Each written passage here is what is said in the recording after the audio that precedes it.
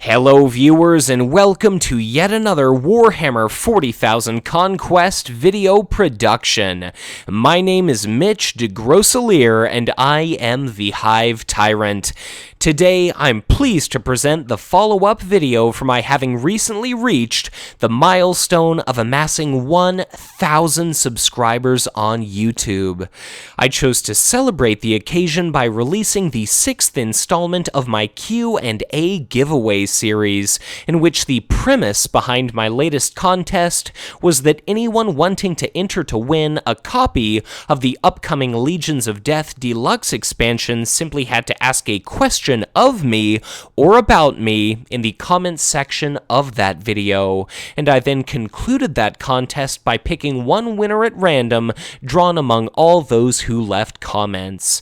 So, as I'm currently the only person releasing content for the Hive Tyrant channel, I try to focus exclusively upon Conquest as much as is possible, and with scarcely few exceptions, I never really share anything too personal about myself. So, in addition to my first 500 subscriber question and answer video, which goes into enormous personal detail and explains the entire process and reason behind my getting into content creation for Conquest LCG in the first place, I thought that this might serve to be a good second opportunity for people to learn a little bit more about me, or simply ask about some of my views on Conquest LCG that don't really elsewhere end up getting discussed.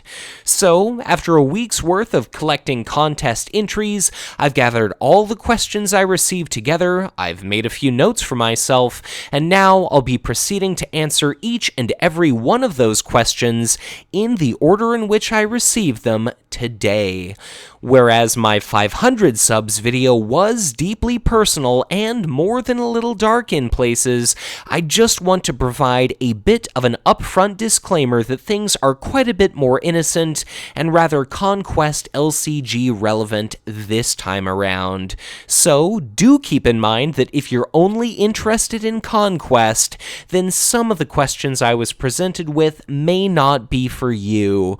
But all the same, I certainly encourage you to keep listening, as I think this might nevertheless serve to provide an intriguing bit of insight into the mind of the man behind the Hive Tyrant. This video is also going to be a little less edited, a little less professional, and ever so slightly more casual than you've come to expect relative to my usual fare. But if I haven't driven you off already, and with our premise aside, let's get things started with the very first of our long list of questions. And to everyone who asked me something, asked me anything, I'm both flattered and do genuinely appreciate your interest. So there, end script. So first up, we have a question from Benjamin Ford. He says, I got into Conquest on a whim, strangely. I just saw a core set in a local store, and I've always been a massive 40k fan and a fan of card games, so I thought I'd try it. I've had a blast ever since, just playing with friends, and I've found a local group now to play with, so planning to pick up more. I'm hoping to build on She, since the Tau are my favorite faction, though I might also try Ragnar. Your content is part of what keeps me interested. I like watching games to gain insight into strategy for Conquest and to develop ideas for deck techs I want to try out, and your spoiler videos are always interesting discussions. I've always been surprised by how much content you put out, but I enjoy watching it, so that's a plus. As for a question, I was wondering who your favorite warlord in the game right now is. So first of all, thank you so much, Benjamin. I'm overjoyed to hear that you enjoy the content I create, and even though my rate of output has dropped off slightly recently, I'm opting for once every other day or so long as that remains sustainable. It's just always a delight to hear that people enjoy the stuff. The spoiler content is great. It's awesome watching games, commentating that, sharing my love and passion for Conquest with the community, so it's awesome that if newer players like yourself, it sounds, are getting into the game, I'm just overjoyed that I can, provide a bit of entertainment and education, if you want to call it that. But you talked about who my favorite warlord is. So we've had a huge number of Planetfall spoilers. We saw a glimpse of Onrakir the Traveler, our upcoming first Necron faction warlord. But considering what is legal, what is released, I would have to say that my personal favorite warlord, even though I've yet to play the gentleman, is Broderick War, largely because of what he represents. Packmaster Kith, for such a long time, has been the kind of community superstar. She's on this pedestal, and it seems as though her, position as number one is largely unchallenged. The Space Marines faction is, of course, incredibly strong, but it seems as though everybody agrees Packmaster Kith is great. There's nothing she doesn't do well. She's everything a warlord wishes it could be. Broderick War is something new, where all of a sudden it takes a faction that people have kind of historically viewed as kind of piss poor or underpowered, the Astra Militarum, and all of a sudden out of the box it's something a lot of people are considering to be a tier 1 warlord. So is he going to be able to beat Kith, given his current card pool, plus, just cracking open Decree of Ruin, and there he is? I don't know about that. I would say that's probably unlikely, but again, I just love what he represents, that at any moment, Kith may lose her spot in the limelight. We may see another warlord rise to prominence, and, it could be a faction, which we've seen very much unrepresented thus far. It could be like an orc warlord, or it could be any number of different things. So out of all my, options, Broderick seems great. His abilities are super strong. The, attack bonus for a monumental number of units, turning Sanctioned Psyker into a pretty threatening, little powerhouse of a durable 4 HP unit. All of that's pretty exciting. It's pretty cool. I like to see stuff like that. So, this is a living card game. Let's change things up. In regard to my favorite upcoming warlord, even though you didn't ask that, I'll just share I'm very excited about Chaplain Mavros. I really like the Space Marines as a faction. They're strong, go figure, as the, kind of poster child for Warhammer 40k. I'm sure there's some impetus somewhere to make sure that they're a fairly competitive faction, but I enjoy the Space Marine playstyle. Who doesn't like units that aren't bad at anything? And I'm very much, I believe, a value player. Like, I'm good at combat math. I'm good at squeezing the efficiency out of things. I could wring the blood out of a stone, and Chaplain Mavros definitely looks strong, and he looks like he'd be perfect for my personal playstyle. But, thank you, Benjamin, and again, very glad that you and hopefully anyone else listening to this video very much enjoys my stuff. But question number 2, Scribbler M says, good luck in school. I appreciate your community spotlights and deck deconstruction most of all.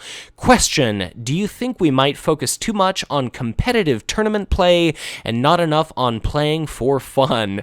And holy mother of hell, yes. My answer is a resounding yes. I think people dismiss cards out of hand far too quickly, and I personally have a huge soft spot for some of our underrepresented warlords like Strachan, Zogwart, Baharoth, even Urian Rakarth, all these warlords that people kind of dismiss, they kind of wave away, and they deem them not top tier, not really worth playing. I like experimentation.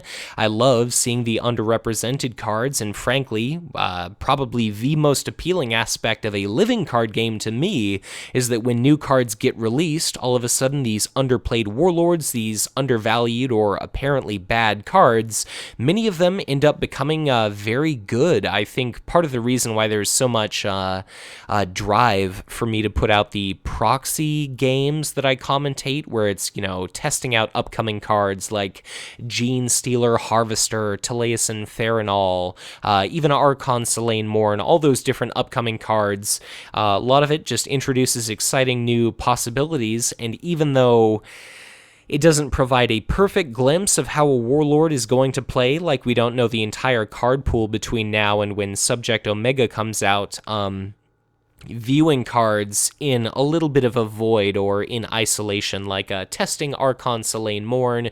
We know what she'll have by the time Boundless Hate comes out at her disposal, but in testing Flayed Skull Slaver, it makes a warlord that a lot of people aren't tremendously excited about into something pretty cool. And it took a rather, subdued warlord. Like, her abilities aren't incredibly exhilarating. It reduces the cost of Kabalites and Raiders, of which we've not seen very many, but it's a cool little new thing, and just one card here and there can make a huge bit of a difference. So yes, I definitely think, especially considering the circle of friends, online friends that I keep, where it's, some of the best players in our nation, some of the best players in the world, there's definitely a big, drive to be like, well, it's not competitive, so I'm not going to consider it. And I just think that's a damn shame. So, when you watch the Hive Tyrant channel, hopefully you'll see the top tier stuff. Of course you will. But, I also like janky decks, I guess, as Sandman would refer to them. I like experimentation, combos, kind of thematic decks. It's all good. I like seeing new things. I like considering things that people have not tried before. So definitely people put too much value on tournament performance. So I like hearing about weird tournaments when people, you build your opponent's deck or all sorts of different things like that. So yes, way too much focus on tournaments. But next up we have Grizzlebrand 666, and he asks, I don't know how much you know of the Warhammer 40k universe, but are there any characters you would like to see as warlords in this game? Another question, have you played Warhammer Invasion? If yes, how do you like it in comparison with Conquest? Keep up the great work, still one of my fave channels. So thank you very much, Grizzlebrand. There is a lot of competition out there on the YouTube scene. Pretty popular website, so if I'm one of your favorites, I'll take that as, quite the accolade, so thank you very much. In regard to warlords that I want to see, my knowledge of the 40k universe is pretty limited. I know a fair bit about a lot of the different Primarchs as their Horus Heresy characters. I've read some of the first novels, listened to some of the first audio dramas, and in the comments section, if anybody can recommend any audiobooks specifically, I'd love to ingest some 40k lore while I'm at the gym or, otherwise multitasking. So apart from Primarchs, I don't really have any favorite characters I'd like to see represented. I've kind of enjoyed the 50-50-ish distribution FFG has done between established characters and making up new original characters. Definitely a unit that I would love to see would be a winged Hive Tyrant with twin-linked Devourers. I don't think it would ever happen, but I don't think it would be a Warlord because we've already gotten the Swarm Lord, and he's clearly a unique Hive Tyrant. I just kind of dislike the idea of unique Tyranids as a whole. Like Old One-Eye, I enjoy the idea of him being like a unique variant of Carnifex that you could reproduce in large numbers. I don't like taking this, hive mind entity and kind of narrowing it down to here's, this one Swarm Lord we can have at any one time, something like that. But definitely a winged Hive Tyrant. I would think it would be a tremendous honor if it had some sort of ridiculous prefix or descriptor associated with it, like loquacious or loquacious Hive Tyrant or something, like one that won't shut up or something like that, because I've been accused of enjoying hearing myself talk, so some little tip of the hat like that, man, that would just blow me away. But some sort of Hive Tyrant, just because it's such a popular tabletop model with the twin-linked Devourers, 2 copies of those, it's something like, oh god, I don't know, 12 shots or something. So really awesome model, looks super cool, sculpted, and insofar as your other questions, I've never played Warhammer Invasion. There may be an upcoming project on this channel where I interview a couple of hosts from a Warhammer Invasion podcast, and we kind of do a big grand retrospective over the life and death of Warhammer Invasion and kind of view it as how it might serve to model the life and hopefully never, cancellation of development for Conquest LCG. But, I'm very curious to learn more about that game. I've never really been too involved in the Warhammer Fantasy Battles scene, but I, enjoy LCGs as a concept, and I've really never heard anything but good things about Warhammer Invasion, apart from, they've definitely got a big restricted list that Conquest does not possess, but, Brad Andrews was lead developer at one point for that game, so it's great that he was able to learn something from that experience, and, I guess through trial and error, we have the LCGs we have today, so I'm thankful for Conquest, and hopefully, we'll have a long, long life ahead of us for this LCG, and I definitely don't have any plans of going anywhere soon myself. But thank you for the question. Alwinyap is next. He or she says, thanks for sharing your personal stories, I think in reference to my 500 subs video in particular, but your videos have always been informative, and I can see that your scripts are getting better all the time. With your upcoming personal time commitments, how frequent would you be releasing content in the worst scenario? And I guess this is where I'm too literal of a person, because I guess in the worst case scenario, I would never release any content ever again. But what I'm experimenting with currently is I'm seeing if I can make every other day infinitely sustainable. Over the course of the winter break, I was able to commentate a ton of games. I've had the luxury of Alexander Chimadon essentially allowing me to go crazy throughout his channel using YouTube Downloader to pull a bunch of the videos, commentate them, and republish them on my channel. So I believe at the time of my making this video, I probably have, don't tell anybody, but I probably have 14 or 15 completed unlisted videos, largely commentated games and a few card evaluations here and there. That I just need to make live, so I could just dump them all out, make them all available, but something that I really want to avoid is like, the Hive Tyrant hasn't posted anything for a week. Is the channel dead? Something like that. People accuse Conquest LCG of being dead, and I definitely don't think it is, and I certainly don't want that to be a problem anytime soon. So we'll see how sustainable every other day is.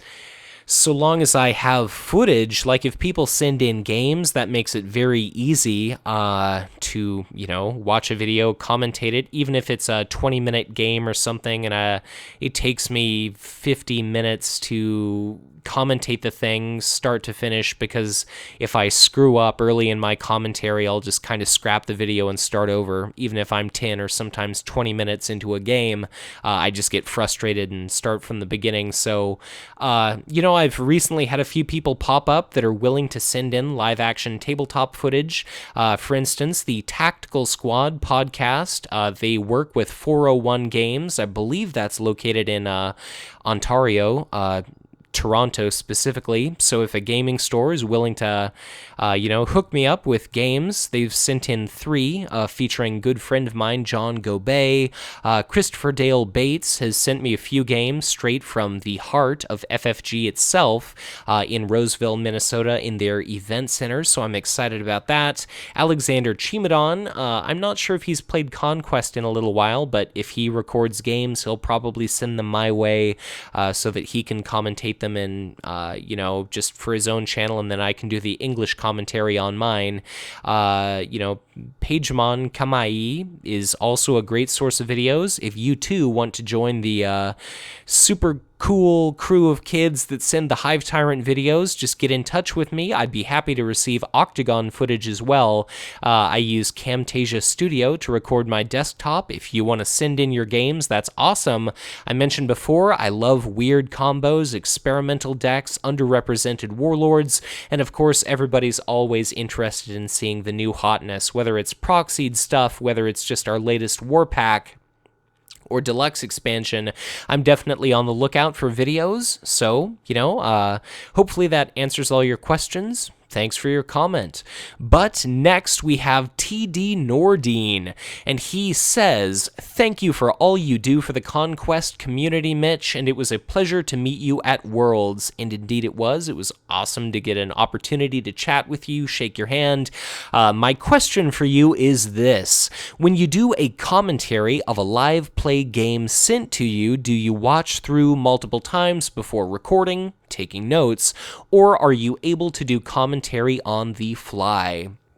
So, the process is generally pretty straightforward. I get sent a game. It's normally like a succinct video file. Sometimes people will send in like a big chunk, a few games in a row where they've just kept the camera on the entire time. And then in that case, I kind of have to section it up. But for the most part, I just click through the video to make sure that I recognize all the cards, that there aren't going to be any things that take me by surprise. Because if, say, I've had it happen the other day, I was something like 15 minutes into recording a video, the commentary was going great, and then somebody played an attachment. I didn't catch the card art. I couldn't tell what it was just from the, 720p resolution text or whatever. So I just got, frustrated, kind of flustered, and just stopped because I had created a game state in my mind where I didn't want to do a lot of guessing. I didn't want to come off as foolish or anything like that. So in that case, I try to, look through, figure out that I know what all the cards are, try to memorize what all the cards do. The trick with some of those cards is sometimes I'll think I know what cards do, but I'm actually wrong. Pagemon Kamai sent in a few videos featuring Old One-Eye, and in my mind, I didn't remember that the Lurking Hormigaunt can only be reassigned up to 2 damage, or rather, it can only reassign up to 2 damage to its Warlord, so that was kind of a point where, I gave some commentary that I would not have done so if I would have had Octagon open and I could have viewed the card. In some other videos, I believe I described the Slith Mercenary as a 2/2 with 2 command icons for 2 resources, and of course, it's a 1 resource card, but it's little mistakes like that, especially if I have a game where I commentate a lot of matches in a row, where I can make a fair few mistakes. And I mentioned that big backlog of videos due to a few crazy days where I just kind of went nuts, and I think one day I set my record for commentated matches, which was 4, and then the next day I shattered that and did 6 in a day, which is just absolutely absurd. You can make the same string of mistakes, and then if people leave a comment and then the videos are published like a week apart, people don't necessarily, they think you're making the same dumb mistake or you're ignoring their comments or something like that, and that's definitely not the case, but I'm definitely going to be spacing out some of these videos just because I would hate to say, like, Monday I release a Kugoth video, and then Wednesday I also release a Kugoth video, and then on Friday I release, a Kugoth video. That gets old, so I try to position things out, and I'm sure with Octagon games, you'll notice if you take a look at the date, there's probably going to be a little bit of a delay now and then between when I can actually get the videos to you guys, or rather when I feel it's most prudent to, and when they were actually recorded and commentated. But in any case, that's pretty much that. I just want to make sure I know everything, because sometimes people use really unusual cards or they use proxy cards, and when things are going fast and furious, and especially with attachments that get covered up, or if people pile their army units on one another, it can get pretty confusing really quickly. And if somebody plays a Fenrisian Wolf and you don't remember what exactly that does, that can be really tricky. Or, think to yourself, have you memorized the ability of Urian's Oubliette? Probably not. Maybe you have, but there's just a lot of different things, and so I click through, I try to make sure I know what's going on, and then the only time I take notes about the matches are if I either have a ton of new proxy cards to remember, like for, I think, the first game of Chaplain Mavros I had like a little cheat sheet in front of me, and then maybe if people put their planets off the screen, I'll take notes as I'm commentating just to keep track of, does player 1 have 2 material icons, or, what's the deal there? So That's basically the entire game commentary process. But next we have Jeffrey Allen. He asks, what are you most excited to cover in the future? We have so much to look forward to in 2016, even beyond Necrons, and I was wondering if there was one specific warlord or game element or ability that you're particularly looking forward to discussing and dissecting, or simply seeing in action on the tabletop. Thank you for all your great work, Mitch. And not a problem, happy to oblige.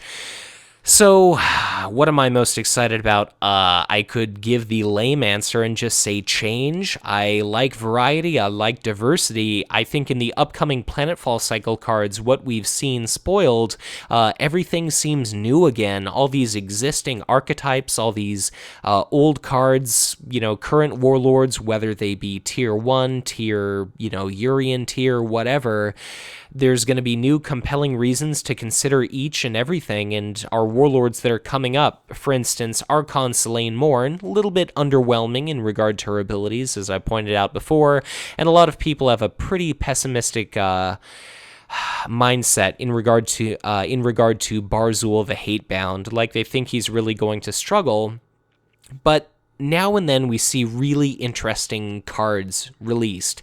For instance, the recent Tyrant Cast Episode 7 interview that I had with Brad Andrews. He did War Master Sandman, and I have the great honor of bringing with him a couple card spoilers, one of which was the Shadowed Thorns bodysuit.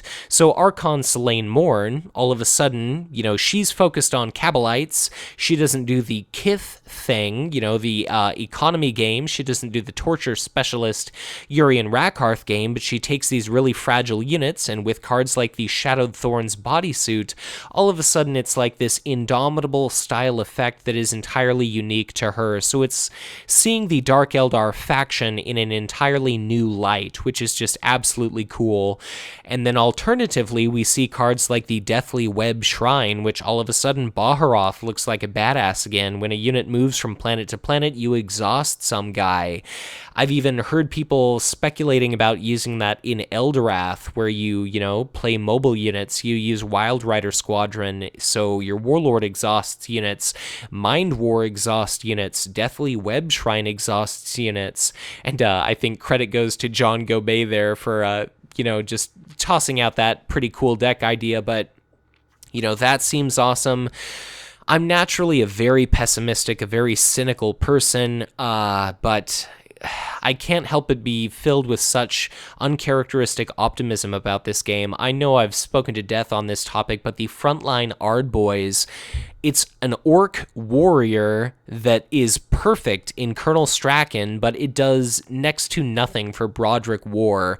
Everybody was so ready to say, power creep, Strachan sucks, war is the future, long live war. I just could not be more pleased with the Frontline Ardboys being all of a sudden, okay, it's a warrior, it protects Strachan, it benefits from Strachan, that's called synergy.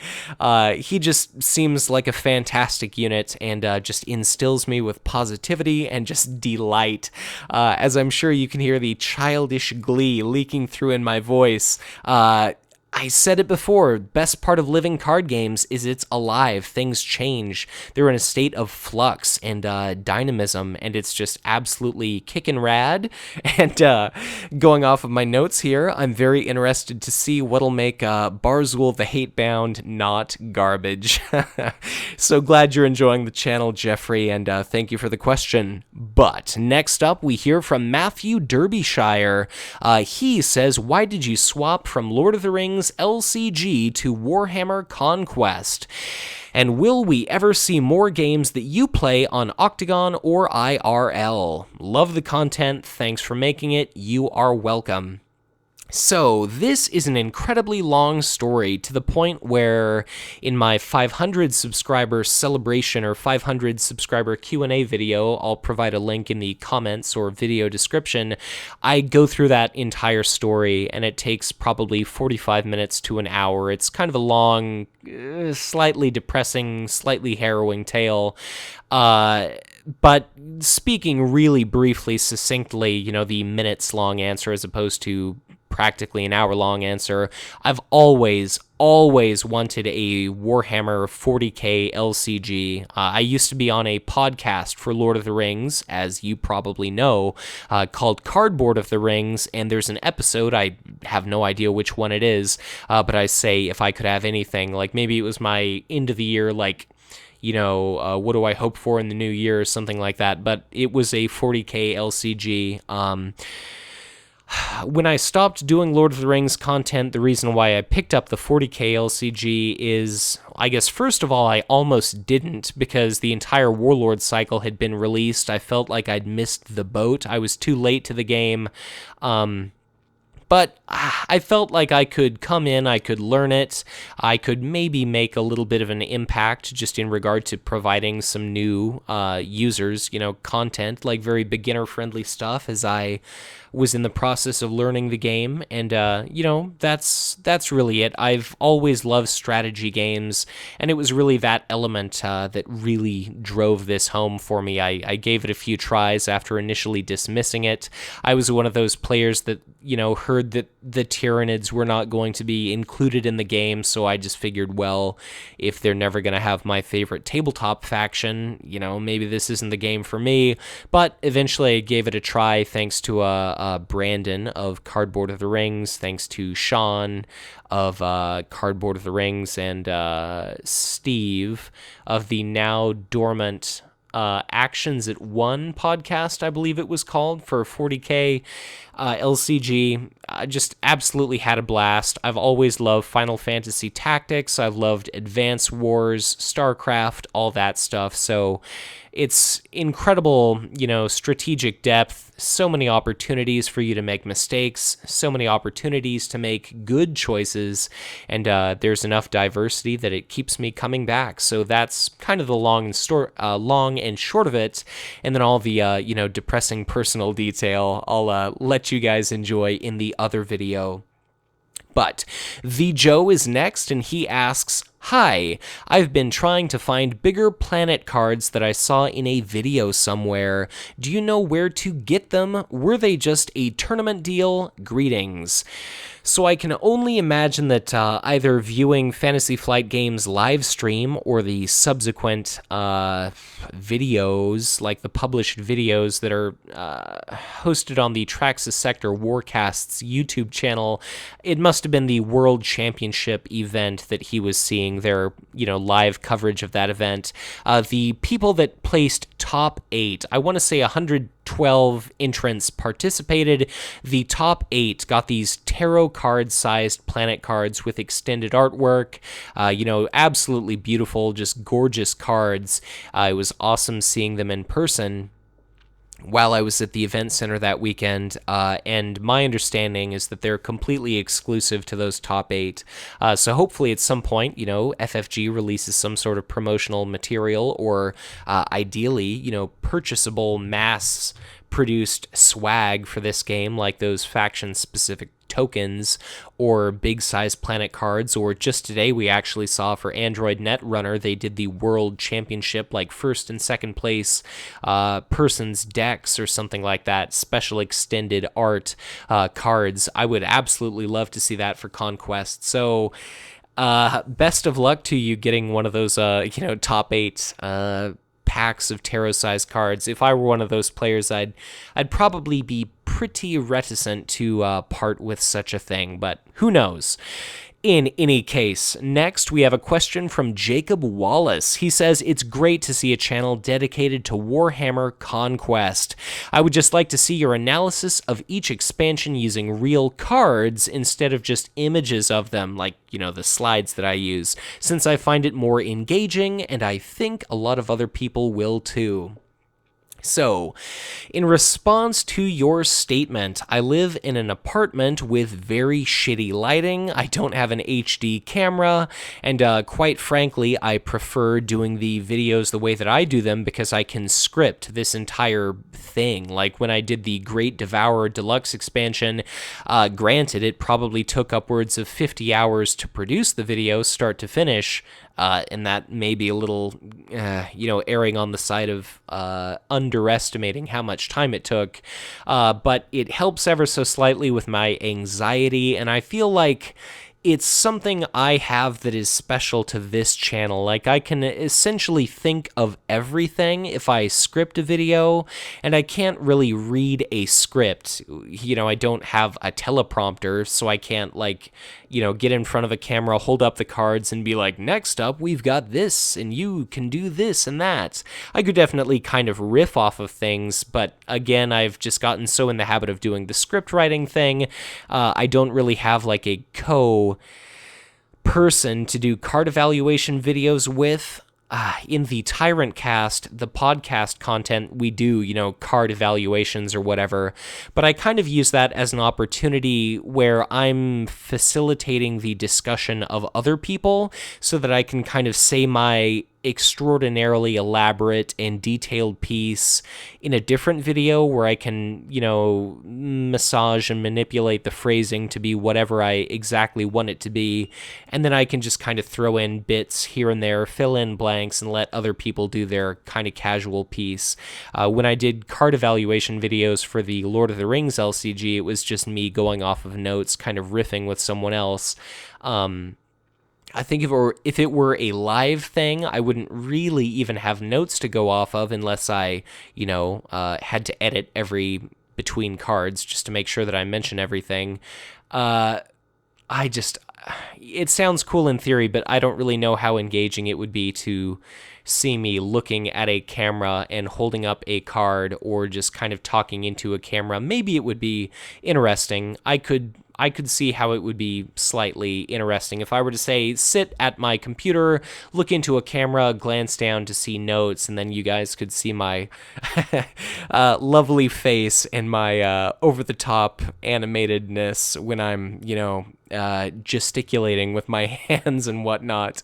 And then maybe some of my bizarre speech mannerisms would seem to make more sense or something like that. I don't know. But in any case, I guess really my last little thought is I don't have any kind of really cool backdrop or whatever. Like, I've got a bunch of my framed playmats, my wall of shame, as I call it, my eBay wall of playmats, and that would probably produce a lot of glare, so it would be a cool backdrop, but again, my lighting is just god-awful. So maybe someday we'll see a Hive Tyrant Studios, something akin to the Team Covenant videos, which are just fantastic, but for the time being, I would expect more of what I've been doing with a progression toward it being more casual, perhaps, as I'm finding less and less time, should I find less and less time to actually produce this stuff.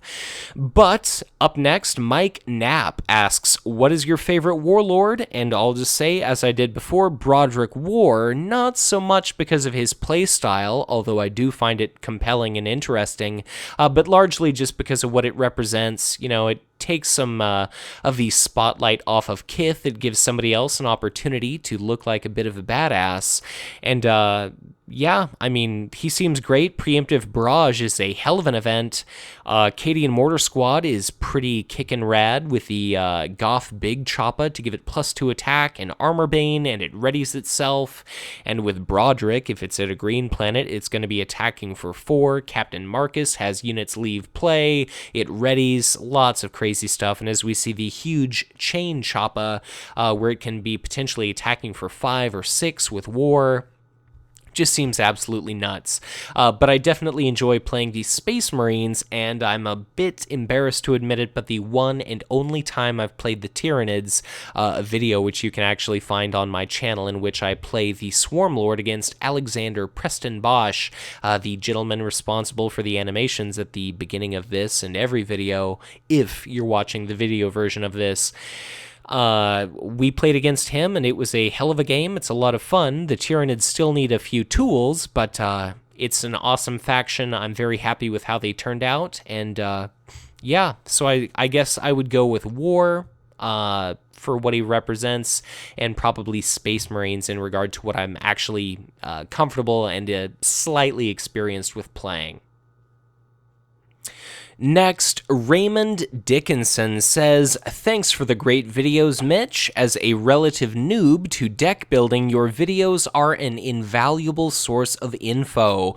I have a question. Do you see any merit in solo variants of head-to-head card games like JK777's Star Wars, Ricky Royale's Doomtown, and Game of Thrones or Atvar's Conquest, either for deck testing purposes or for those with limited play groups? Or do you feel that Octagon serves those purposes better? Thanks."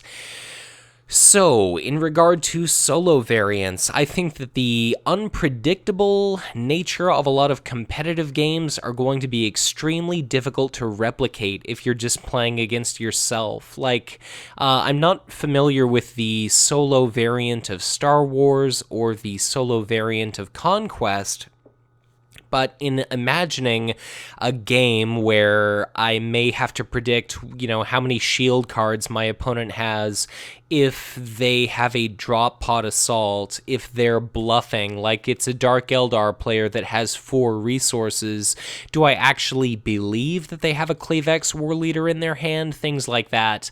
I think making some sort of bastardization of a game is indeed possible, but it's probably not a very good approximation in most cases. I think you could definitely test out some basic mechanics. Like, I feel there's some merit to doing deck testing in the form of, like, drafting a bunch of sample hands, planning for, if I play one unit on this planet, and then by the time that I theoretically hit my victory condition against some artificial opponent or myself or, no one playing opposite of me, how do I kind of, feel out a pattern of if I'm deploying these units here and then they get swept up into my HQ and then they get redeposited here and different things like that. I feel like it's probably a pretty poor facsimile of an actual game, so if you have the option, I would definitely encourage you to use Octagon for testing and experimentation purposes. Like myself, I don't have any kind of local meta whatsoever. I've not had the opportunity, apart from traveling multiple states, to get to, the World FFG headquarters to actually play Conquest in person. So I definitely recommend experimentation with Octagon, doing the simple hands thing in person. Maybe you can get some limited information out of actually, looking at the lineup of planets, the flop, or whatever you want to call it, and putting out some units on the board. But for the most part, I would just recommend play on Octagon with, actual opponents. It might not be the most comfortable, like if you don't like the artificial element that the digital Octagon introduces, it might not be for you, but I definitely think that would be kind of the ideal alternative if you can't get in actual games here.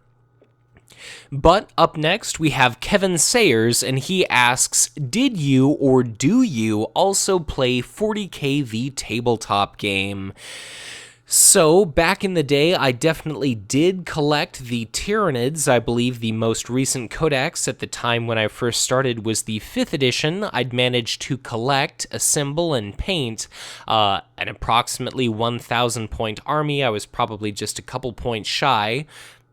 But I definitely did have a tournament-eligible list that I built and, painted, created, but I only ever had the opportunity to play one game. It was against probably a 12 or 13-year-old kid at an official Games Workshop retailer. I drove from Ellensburg, Washington, where I'm currently living now, in fact, to Seattle, Washington, which was about a 2.5 or so hour drive just to get this random pickup game that ended up being against this young gentleman. And I didn't really have any familiarity with the other factions, but I believe I played my 1,000 points, or I think actually at the time it was a 500-point army I was playing, just some warriors, some termagants, and a Hive Tyrant or something like that. And I think he actually played like a 1,000-point list, or if we did do a 1,000-point list, he ended up doing a 2,000, so he fielded basically double the amount of models that I did. And And I was none the wiser because I just assumed that everyone played by the rules because, if you're playing a game, why wouldn't you play by the rules? But in any case, I collected Tyranids for quite some time, enjoyed painting them, but I was always discouraged that it seems as though the latest model that I painted would always look good, and then by comparison, it would make the earliest model I painted all the worse. And as a bit of a perfectionist, I would look back at my original work and just get frustrated with how crappy and how poor it looked, and I would just want to redo it. But painting took such a monumental amount of time, and what really put the nail in the coffin was when the new edition of the Tyranids Codex was released, just because it invalidated, I would say, at least a third of my army. Like, I had two Carnifexes. I forget what the colloquial term was for them, but they had venom cannons and barbed stranglers, and they were very powerful anti-vehicle units. But all of a sudden the new codex came out, and they were no longer eligible to be played. They were no longer tournament legal. That weapons configuration, I had not magnetized them, so it was just MSRP $130 of models just down the drain. So that was discouraging, and that probably ended up killing it for me. So I still have some models in a box somewhere, but the only actual Tyranid model that I have left that I have fully painted by myself is the Tyranid plastic Trigon kit that came out long after the Forge World Trigon, and that's currently in bubble wrap, as it's one of a few things that I've yet to unpack since I've been too busy making Conquest videos since moving to this town about 5 months ago. But next, we have a question from John Gawboy. He says, I love your live commentary videos. I also enjoyed seeing the Octagon content as well, but I know that is hard to set up. I am curious if you could make a video dedicated to combos and synergies. I guess first off, I'm very glad that you enjoy the stuff. I could definitely make a video all about combos and synergies. I might actually end up just making that into an episode of the Tyrant cast. I would love to do a video about really extensive rules, questions, covering some common mistakes, really explaining how certain cards are resolved. Things like how do you resolve Warp Storm, as well as some enormously complicated things that I'll explain a little bit more in detail once we get to later videos. The Octagon content is slightly hard to set up just because it's reliant on other people humoring me, basically, and saying that they'll be around. Sometimes, I don't want to say promises get broken or whatever, but plans fall through, and that's always a little bit of a shame. And, if at any point you'd feel like contributing to the Hive Tyrant channel to help make this what it is, to help make this channel so, if I may ever so humbly say, so great, if you've got Camtasia or some sort of screen capture software, if you can record 1080p resolution video, 30 plus frames per second, hit me up, and I would absolutely love to receive videos. Huge source of inspiration for, doing the whole gameplay commentary thing is Lag TV, Life's a Glitch TV, that does StarCraft commentaries, and of course, Husky StarCraft, back when he would do commentaries. So if people send in games, that would be absolutely awesome, and I would be honored. So thank you for your question, John. Thanks for being a frequent commenter, and, many, many, many more videos to come. But next, we have Ian James, and James, by the way, is my middle name. He says, Mitch, thanks for the content you're providing. It's been a great help to get myself back into the game. My question is, and sorry if it's been covered before, but would it ever be possible for you to play other YouTubers/podcasters, either in person or via Octagon, and have both yourself and opponent commentate, giving explanations as to why you played certain cards at certain times/planets? The short answer to your question is yes, it is entirely possible, but it is rather complicated. like my standard method for recording Octagon games is we make a game, 3 people are in there, I watch the 2 play, and I do a live commentary while they're in the process of playing the game. I've also done a video with Scott Armstrong of the First Planet podcast, in which he's one of the players in the game, and I have the added element of being on Skype and recording our conversation while I'm, kind of saying, like, where are you considering sending your warlord now and why, and doing that kind of thing, and that is cool.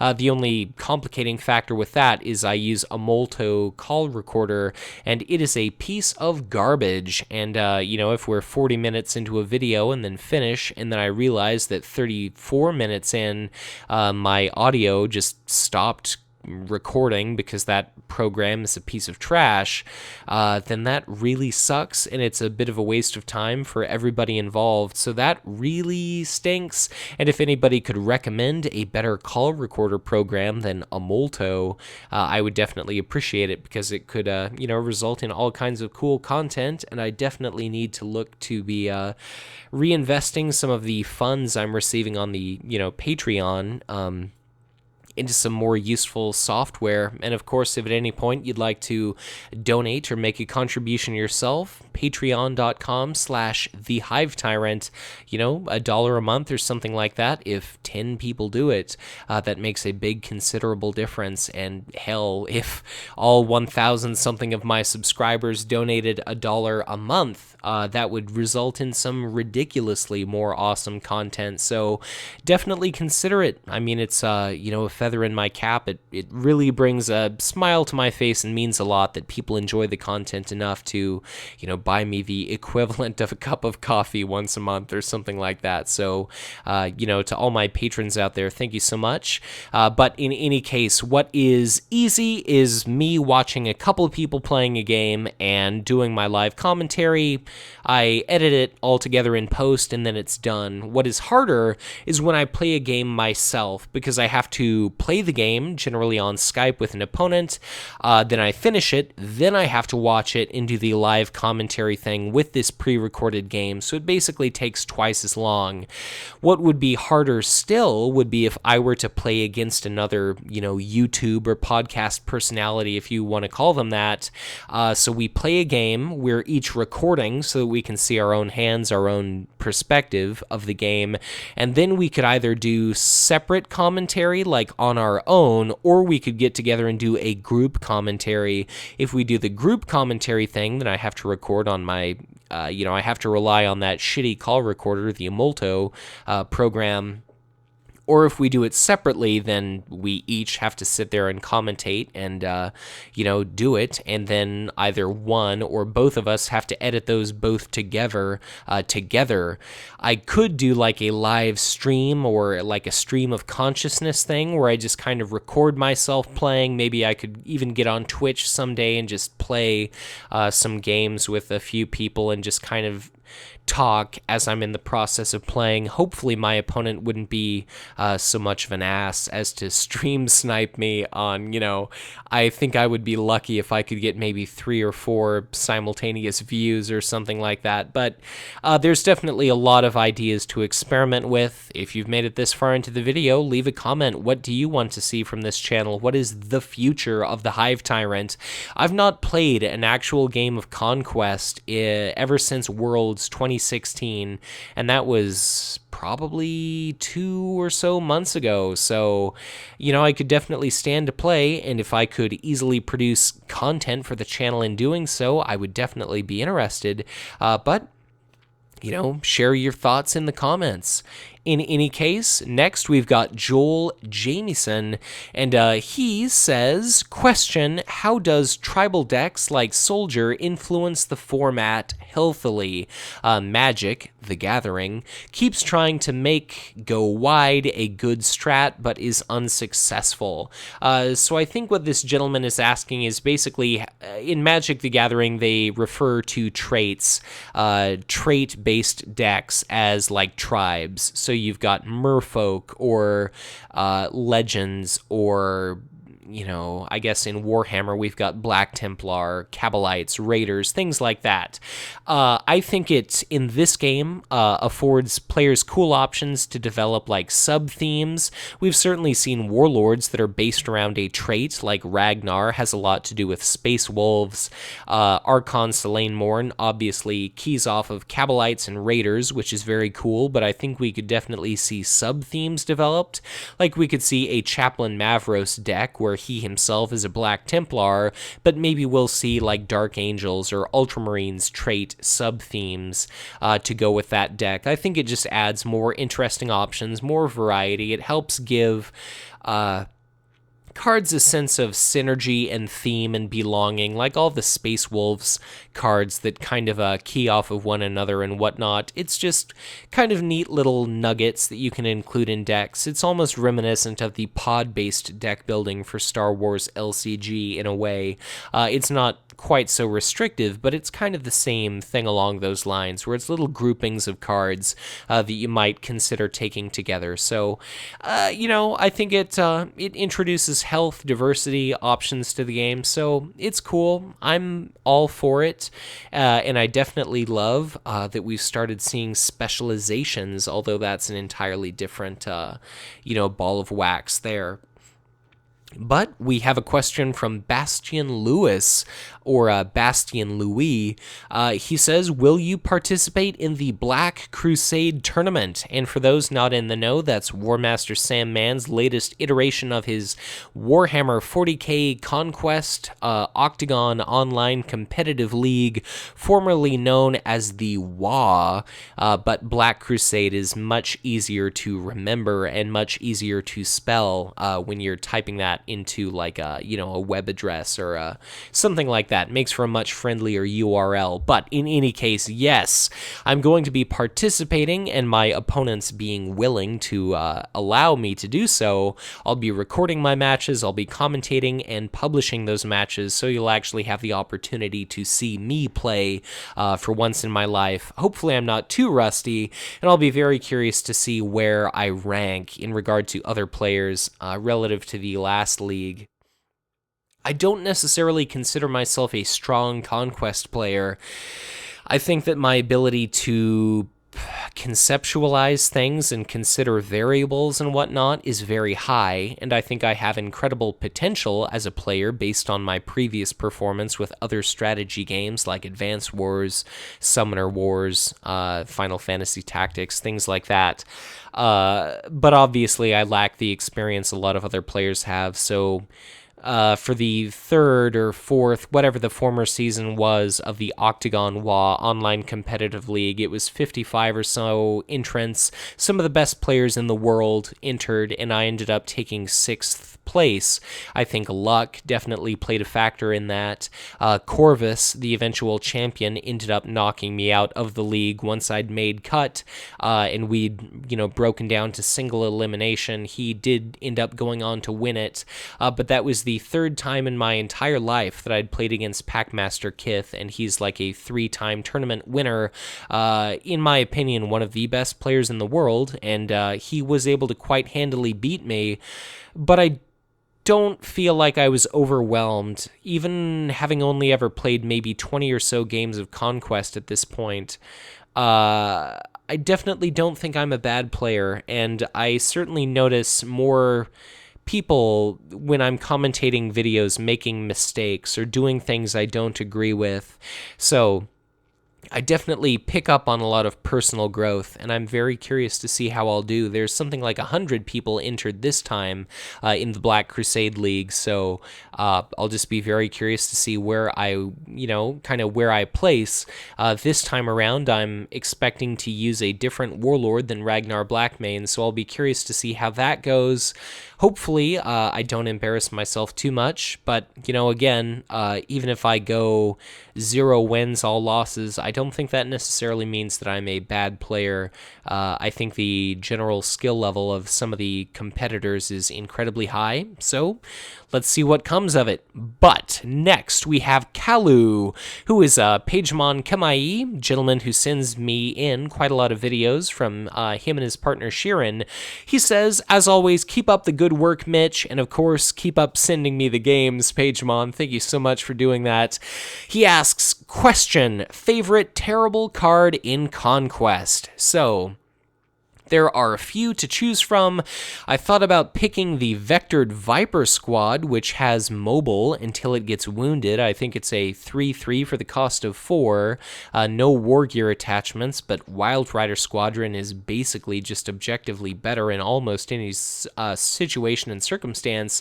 But I'll just go with Guardian Mesh Armor because it's a cool idea, but man, it just sucks.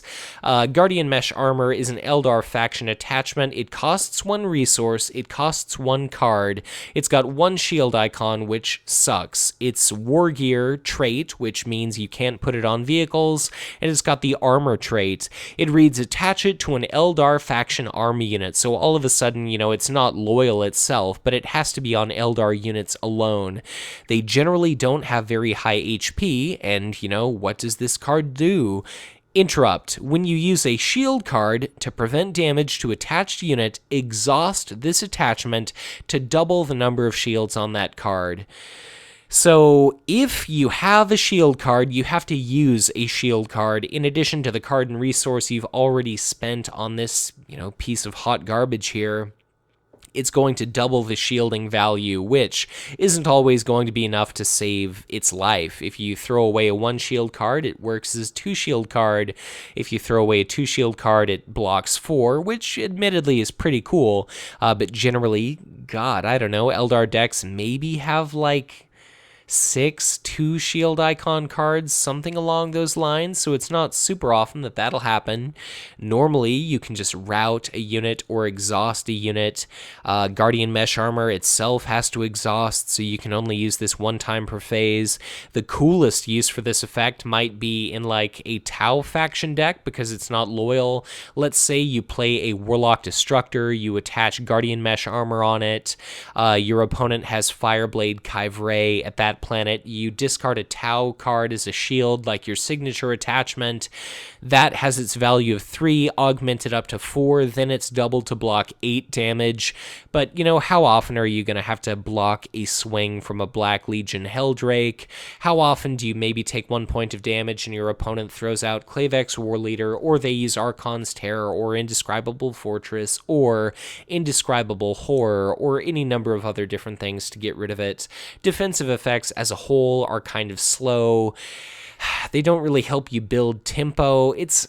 I don't want to say it's like that you're playing to lose, but out of all the defensive effects we've seen, Guardian Mesh Armor is a terrible card, and I like it. I like the art. There you go. There's the redeeming value there. Definitely could be better. I'd love to do a podcast episode or segment about, make shitty cards worth playing. We'll have to see if that happens someday. But in any case, thank you, Pagemon, for your question. Thank you for the videos. Please send in more videos. Next, we've got Gary Jeffrey. He says, hi, Mitch. Loved listening to you as the Mitch King. Loving listening to you as the Hive Tyrant. Keep it up, but don't burn yourself out. So thank you very much. I guess for anybody that's unaware, I used to make video content for the Lord of the Rings living card game. I called myself the 10th Nazgul back then. Once upon a time, I was involved in a podcast for the Lord of the Rings living card game called Cardboard of the Rings, which is still ongoing to this day. They're approaching their 100th approximately bi-weekly episode. They've been around for... Gosh, they're going on 5 years now, which is just incredible. I was a part of their podcast for about 2 years myself. And, there's the 9 ring wraiths, whatever. I just picked up the nickname, the 10th Nazgul at some point. I guess the Mitch King, like the Witch King of Angmar, the leader of the ring wraiths or whatever. So, of the 9 mortal kings, the Mitch King was the one king to rule them all, I suppose. But in regard to burning out, I definitely don't intend to. Commentated games are easy enough to do one every other day or something like that, or doing a bunch all at once and then releasing them slowly, so that I don't have this big sudden gap of content. Really, the only thing where I ever come close to burning out is when there's a news article or spoilers, because visiting my family over the holidays, we got a couple spoilers dropped out there, and immediately I just feel this sense of foreboding and anxiety where it's like, oh god, I have to write a review script immediately. I need to do a big video overview of these spoilers, things like that. So that's really the closest I ever get to really feeling obligated to make content, when we get an article or spoiler cards. But apart from that, it's all enjoyable, it's all fun.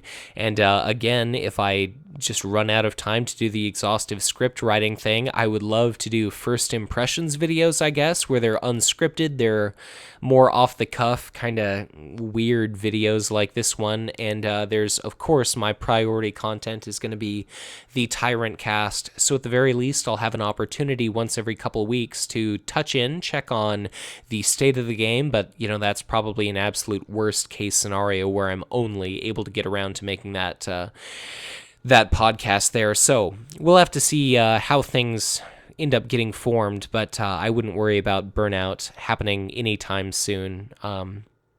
But, thank you for your concern, and I'm glad, Gary, that you're enjoying the stuff for as long as you have been and as much as you seem to be. But in any case, Vildesendude is next. He or she asks, here is an idea for a special episode. The rules people regularly get wrong. I am new to the whole LCG thing, and this is my first card game ever. Because of this, I only play against another one of my friends, and this led to us playing a long time with misunderstood rules. We can't be the only ones that this has happened to. Which rules are most misread and hard to get? Have other viewers got examples of misplays and mistakes they used to do? Could be a fun video that could also cater to new players that want to see if perhaps they've gotten the rules correct. I definitely agree. I think there are a lot of very commonly misunderstood rules. Even during the last Octagon League, a very skilled player used a Warp Storm against me as a deploy action, and obviously, Warp Storm is a combat action, so that mistake gets made. Warp Storm itself, all players, at the same time assign damage to their units, but then based on initiative, you alternate turns deciding who's going to shield what unit. So there's definitely a lot of rules people get wrong. The simultaneous forced reactions rule with Kugoth's Nurglings that made it into the FAQ is a fantastic example, where if your opponent is holding the initiative token and you've got 2 copies of Kugoth's Nurglings present moving to a planet, they can damage all of your units and kill one another, or I think kill one another prior to your opponent taking any damage whatsoever. So that's a really complicated rules interaction. I've explained that one before, and if I do a rules video, which I would like to do, that would definitely be a rule that I would include. Out of everything, the most difficult thing to understand for me personally in this game is probably the whole nested reactions thing. Like if Eldrath goes to a planet and Ragnar goes to planet number 2, and then Eldrath uses Foresight to move to planet number 1, and then Ragnar uses, Blackmane's Hunt to move away from that planet. What is legal, what's not legal? If Eldrath and Ragnar both go to the same planet, then one of them uses Foresight to move to a same planet, then somebody uses Blackmane's Hunt to move to that planet, or somebody moves to a different planet. I find it's pretty confusing, and it results in a lot of, it makes logical sense, but it's definitely not exactly intuitive in regard to how all the timing works out. So when I do a rules video, and rest assured it will be a video, whether it's the podcast or just a traditional, video using the benefit of illustrations and things like that. It definitely is going to be happening at some point. But next, we have Stephen McLeish, who says, "Love your casts, Mitch. They help me get through my night shifts." And I can definitely empathize with you there. Back when I worked at the psychiatric hospital, night shifts were always a bit of a drag, or they were the most frightening thing on the planet. Here is my question. If you could create a Primarch and Legion, what would they be like? Lore-wise, beliefs, combat doctrines, and home planet. Keep up the good work. Cheers, Steve. Okay, so this is a difficult question, but I've always really enjoyed Devastator Marines. So they've got, heavy bolt guns. It's like a giant machine gun that fires incendiary explosive rounds at an even faster rate than a traditional bolt gun or a bolt pistol, something like that. So that's pretty cool. I also like the idea of Assault Marines. I feel that the jetpacks are super cool. That was incredibly fun playing Space Marine, Relics Space Marine, the video game on PC. Just smashing into orcs, and it, kicks in the slow motion camera where everything is getting blown into, giblets and being torn apart. Chainswords are such a unique weapon in just being a combination between a chainsaw and a sword. So I kind of like those two extremes, perhaps somewhat of a combination. I've always been a bit smitten with Imperial Fists, and I think Devastators are probably something pretty welcome for them. But just in regard to a chapter, I like the idea of the incredibly heavy firepower through like Devastator Marines, plasma weaponry, stuff like that to kind of smash open defenses, blow apart some bulwark, and then maybe, Assault Marines get into some compound. Maybe they go through corridors or something like that, doing close quarters fighting with bolt pistols, chainswords, close combat weapons, and then just, absolutely wreck the opposition. But definitely some sort of faction or chapter that's relentless, indomitable, practically invincible, and just undying, unrelenting. I like the idea of following the Emperor's secular truth that they introduced during the Horus Rising book, and that was set up through the Horus Heresy series of novels. I like sayings like "the Emperor protects," but I don't necessarily like the worship of the Emperor as a god, not because I'm particularly religious and perceive it as being blasphemous or anything like that, and indeed, the Emperor is pretty much a mortal god. I guess his mortality kind of coming into question, but it just seems unnecessary to do the worship thing. He was all about, atheism, secularity, and that's kind of something I can get behind. I'm down with just logic and cold, hard facts. I like being skeptical. I like things being proven to me, and it's definitely complicated when there's a universe that is host to, the warp and different dimensional, entities and things like that. And the chaos gods themselves, the ruinous powers, whether or not they're actually gods or just incredibly powerful beings, or whether you can consider a god a being, whether it's like the Christian God or not, I don't know, and a lot of it is almost just semantics in a sense, like, how do you define this? How do you define that? So, I don't know, but not big on worshiping the Emperor as a god. In regard to home planet, I'd like, I guess, something maybe in the path of a Tyranid Hive fleet. Then again, maybe that's too similar to the Ultramarines, but I've liked the Ultramarines as well, and maybe it would be a chapter that kind of reminds me of, I think it's the Emperor's Children, that end up fighting against the Megarachnids on the planet Murder in Horus Rising, just because it's, these badass space marines that are just specialists in fighting the Tyranids, these horrific, completely, non-human aliens, and it's just chainsword against scything talon and, Devastator bolts blowing apart just some giant Tyrannid Titan or whatever. So a lot of cool possibilities, and I guess if I had to make some sort of home chapter, that's where I would opt to go. But IR Smager, or IRS Meager, however you pronounce this username, my apologies, asks, how many allies do you think will be optimal for the Necrons on release?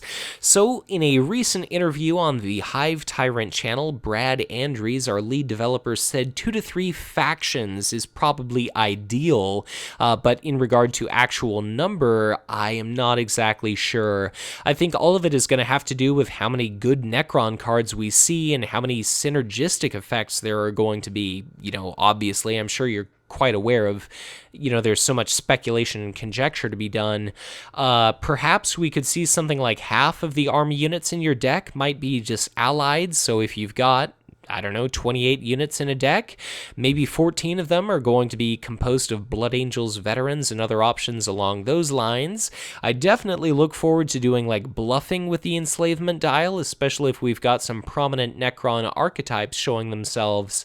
Like if my opponent is expecting that I'm the guy that allies with Space Marines, maybe if I don't have any Space Marines faction cards in my opening hand, I don't play Enriquer the Traveler, maybe on my first deploy phase I throw up a Tau enslavement choice, just to kind of deflect their attention and get them thinking, put their head in a game space where I can kind of exploit their being caught flat-footed, as it were, perhaps get some attack of opportunity or some sort of bonus, attacking against them, capitalizing upon their being taken by surprise. And apparently I've not played Dungeons and Dragons recently enough to make anything at all appropriate metaphor-wise, but I think that's, who knows, is my answer, but I'm curious to see what kind of synergy comes out.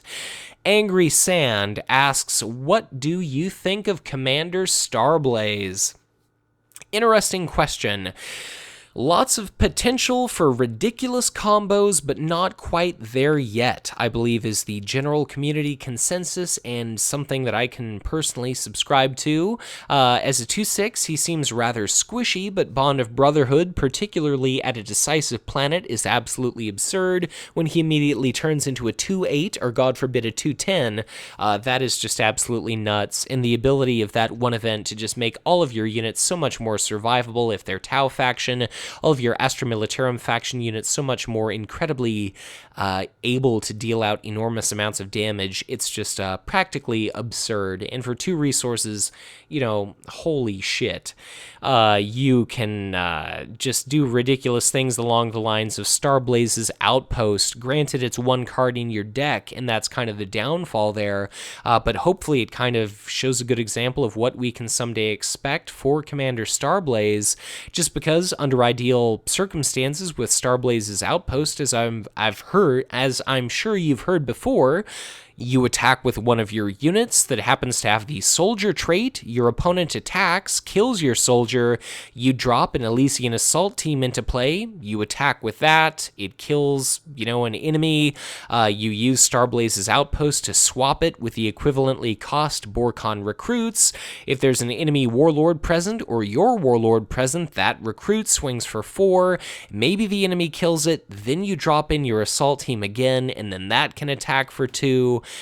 So that's a pretty cool combo. I love the idea of him being able to bully stuff with putting the Assault Valkyrie at planet number 1. Starblaze can show up at planet number 2. If the opponent doesn't show up to number 1, you can reel the Assault Valkyrie over to planet number 2 and then, win at planet number 1 while ensuring that your Valkyrie shows up to combat not exhausted the following round. But again, it just seems as though he's not quite there yet. So many cool possibilities. Ion Rifle plus Sanctioned Psyker for, 2 resources if you've got an ambush platform is absolutely awesome. And I just can't wait to see what's coming up next in the Planetfall cycle for him. Exploratory Drone is pretty cool. It's not necessarily incredible in Commander Starblaze's deck, but the Prudent Fire Warriors are also pretty interesting. The Auxiliary Armor is very interesting. It's great, of course, for Commander Commander Starblaze, or Commander Shadowsun, but it could be quite good in Starblaze as well. Who knows? Maybe it's all going to be Starblazes will focus on ranged and command icons, whereas Commander Shadowsun goes the attachment recurring route, and whereas Anshi does armor bane damage, maybe Starblaze is going to be all about very high mountainous values of attack. So lots yet to come, but for the moment I would probably say, slightly middle of the pack-ish Warlord. I don't want to say the term forgettable, but just not quite developed yet. But just like we've seen with Archon Selene Morn, I think a lot of awesome possibilities, and can't wait to see what's released. Our next question comes from the Tenerim, and here she says, since the channel name is the Hive Tyrant, what kind of Tyrannid Warlord would you want to see in the game? Also, from what I've gathered, you play Ragnar since it's a fairly easy deck to pilot, so what would you like to see in terms of new cards that would make you switch to playing the Nids as your main faction? Keep up the good work, but don't push yourself too hard. University/college can be difficult enough on its own. So, thank you for the well wishes and the words of caution that you share there.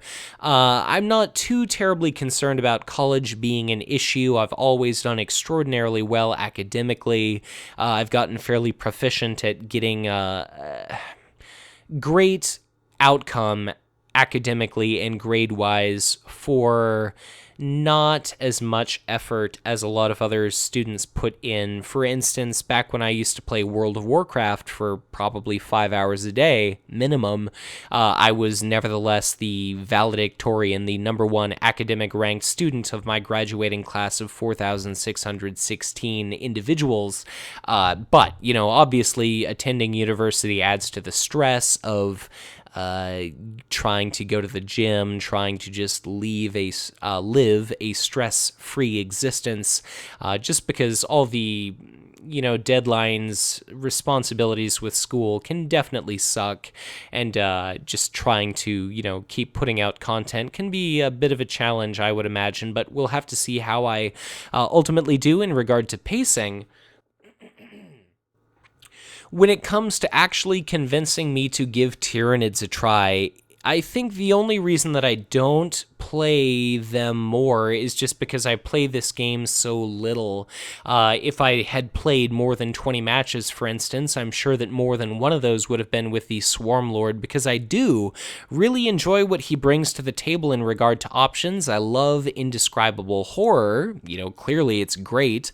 Archon's Terror is good. Indescribable Horror has the possibility to be even better. Regeneration is a very cool card. Volatile Pyrovore is awesome.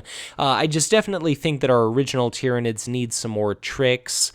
Old One Eye, it's not that I don't like his playstyle, but it's more I just don't really care for him as a character, and it kind of turns me off from a lore standpoint. But Subject Omega looks sick. He looks very cool. Each and every Gene Stealer we see spoiled, like we recently had the Prowler, then the Harvester spoiled. They're just awesome new options. He makes the Yumgarl Gene Stealer just a ridiculous card, incredibly powerful. So, it probably wouldn't take much more in regard to just a combat trick or a powerful unit here and there to really make me reconsider the Tyranids. And really the only thing holding me back is that whenever I do play this game, it's generally a context that really puts me into power gamer try-hard mode. Like, I feel as though I have something to prove during these Octagon competitive leagues, because I put out such a ridiculous amount of content, like a prodigious amount of, at one point, daily videos for months on end. I just really feel as though I need to kind of demonstrate to the community that I do know a little bit about what I'm talking about. I definitely don't have a lot of experience relative to other players, but when push comes to shove, I'd like to prove that I'm not a moron, and therefore I'm more inclined to try something that the community generally accepts as being very powerful, as opposed to just going with what would be cute. Like, as the Hive Tyrant, I definitely originally assumed I was going to be playing online as primarily the Swarm Lord, a Hive Tyrant playing as a Hive Tyrant. There's a certain bit of poetry, I guess, involved in that. But for the most part, it's just what is powerful. Frankly, I'm kind of surprised I didn't play as Packmaster Kith during the last online league, but I suppose I largely didn't do that just because I figured that the community disappointment in me would be very fierce, and I would never hear the end of the amount of grief that I would get for it. But, that's your answers, so thank you for the concern, and I guess those are my thoughts. It would not take much to make the Tyranids into something awesome.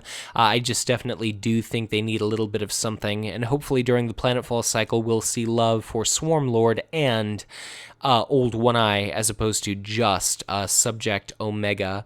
And, very curious to see what the Swarmling Termagants happen to be in the Legions of Death box, and whether or not some of our elite Tyranids that don't normally see play, like the Burrowing Trigon, end up, making a resurgence because of some powerful elite support. But in any case, next up, we've got a dear friend of mine, Joshua Spielman. He asks, as someone who does not get to play as often as I would like, how would you recommend keeping your skills sharp without playing against regular opponents?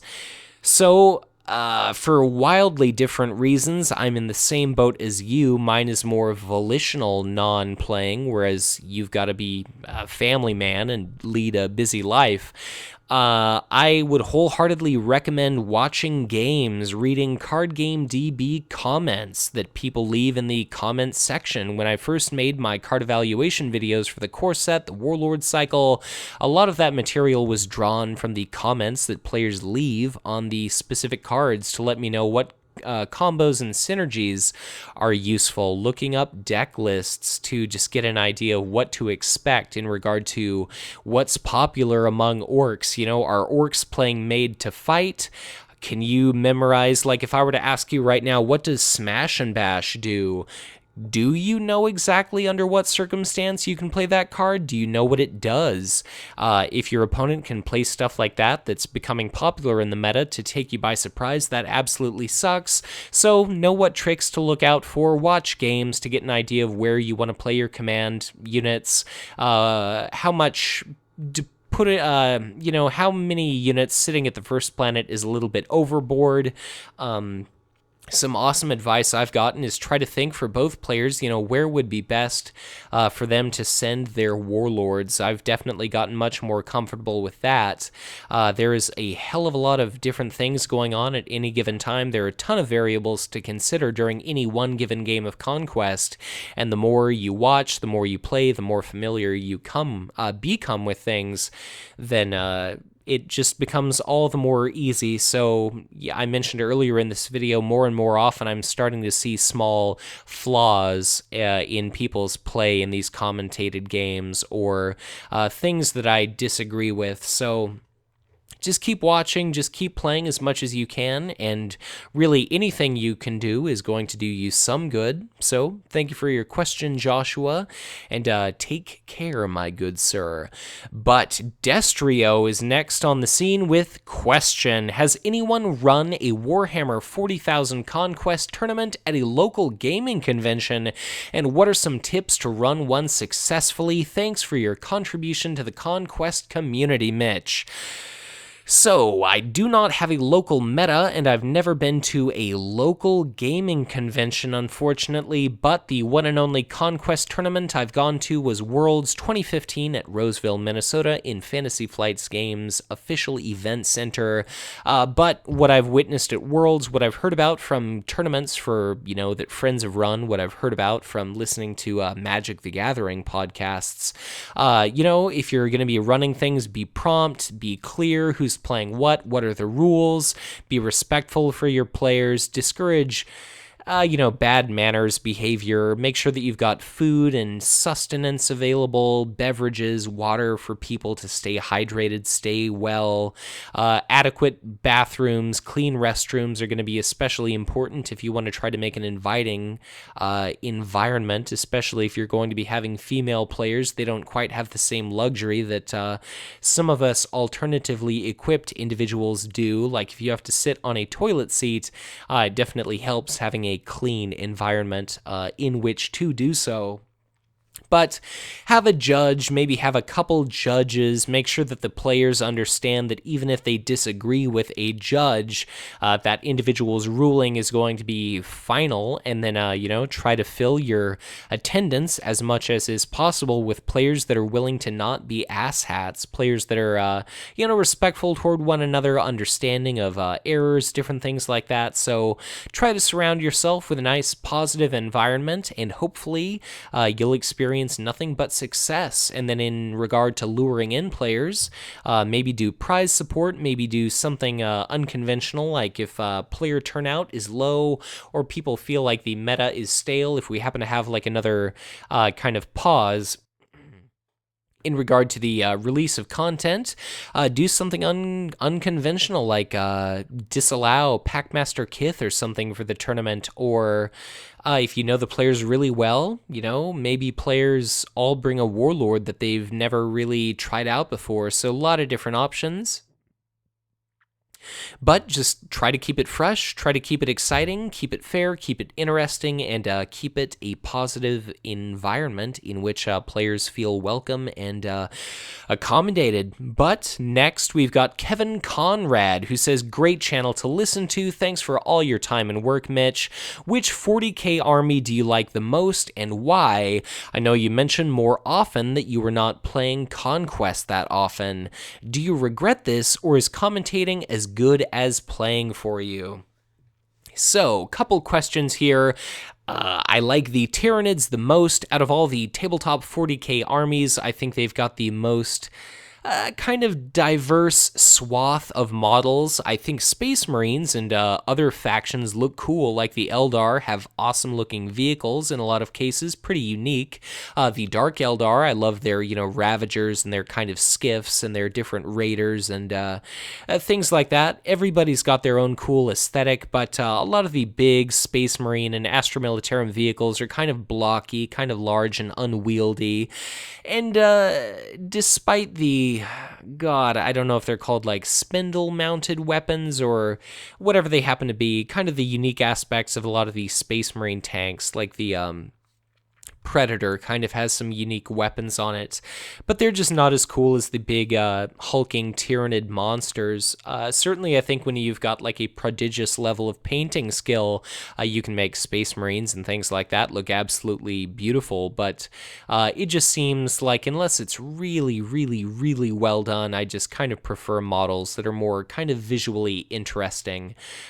So in all seriousness, it's pretty difficult to judge, but I would say Tyranids. I played them, I just like their aesthetic the most. There's a lot to like about such a completely alien Xeno species there. I do happen to mention quite often that I'm not really playing Conquest. I definitely focus more on doing the commentated vids just because that's much quicker. Like a tabletop video somebody sends in is even less effort to produce into a video than recording a couple players playing on Octagon. And if I play a game myself, it has to be on Octagon because I don't have a local meta, and then I have to play the entire thing and then commentate the entire thing. So it's basically twice as long as an Octagon game, and an Octagon game is always going to be longer than a tabletop game. So what I enjoy the most is just putting out videos, sharing my passion and enthusiasm for this game. I accept that I am likely not ever going to be the best player in the world at Conquest, and not to sound like completely arrogant, but not because of some lack of talent or skill at the game, but just because I don't have the patience to sit down and crank out game after game after game. You know, my dear friend Sam Mann has mentioned before, sometimes he'll sit down and play 6 or 8 matches of Conquest in a row. And to me, that just sounds absolutely ridiculous. But a lot of that could be just because I'm not at the point playing this game yet where it stops being stressful and where it starts being just pure fun. So it's too mentally taxing at this point because of my inexperience for me to genuinely enjoy playing to the same extent that I could. But each and every game that I play, I am pleasantly surprised, and whenever I do get around to popping my veritable cherry once again, I think it's going to be just awesome because I'm such a stronger player than when I faced Corvus in the top 8 for the online Octagon League last season. So I've said it countless times throughout this video, very excited to see how I do, and very excited to see how I do playing as a new faction and a warlord entirely unfamiliar to me. Because as much as I'd like to put up a nice guy facade when there's, pride on the line and performance on the line, I definitely do regress into my power gamer mode.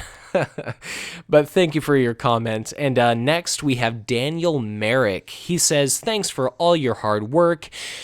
After the Planetfall cycle, what would you want to see as the 4th warlord for each faction? So, running through each and every faction, let's say Space Marines, I'd like to see Imperial Fists. I kind of like the color scheme. Let's say to set them apart from Chaplain Mavros, who does damage prevention in the Unstoppable specialization, maybe defense bonuses. Something I've also kind of thought of is maybe like an attachment-heavy signature squad, something that either garrisons or bastions planets, maybe like a Rockcrete bunker that you have to affix on a certain planet, and which is going to make it very difficult for your opponent to try to invade, since the Imperial Fists are supposed to be all about, they've got the best defense ever, and maybe even units that kind of synergize with one another, like a crude vehicle, or you have Devastator Marines that lay down suppressive fire for, who knows, Assault Marines or something like that. So just very complementary units. A lot of different options for really any of these different things.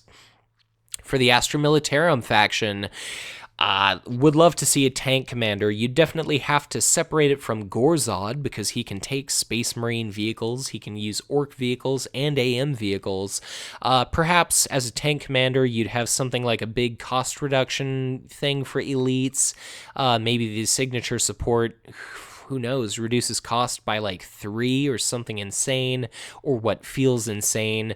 Maybe there's a Broderick War-esque cannot be targeted type effect, like just for the sake of argument, like let's say if the Astra Militarum are at a red planet, vehicles can't be targeted by card effects or something along those lines. Maybe it's broken, maybe it's not. Maybe we see a Astra Militarum version of Commander Shadowsun's communications relay, which makes units immune from, well, basically you can like cancel a card effect that targets an elite or something like that. That could be cool. Orcs. I know very little about orcs in regard to lore and whatnot, but I would love to see something that keys off of the boys trait. Maybe even something like when you play a card, you search your deck for up to X resources worth of boys trait units and put those into play at this planet. We've seen a orc that creates a lot of weak tokens. We've seen Nozdreg, who goes off of big beefy orcs.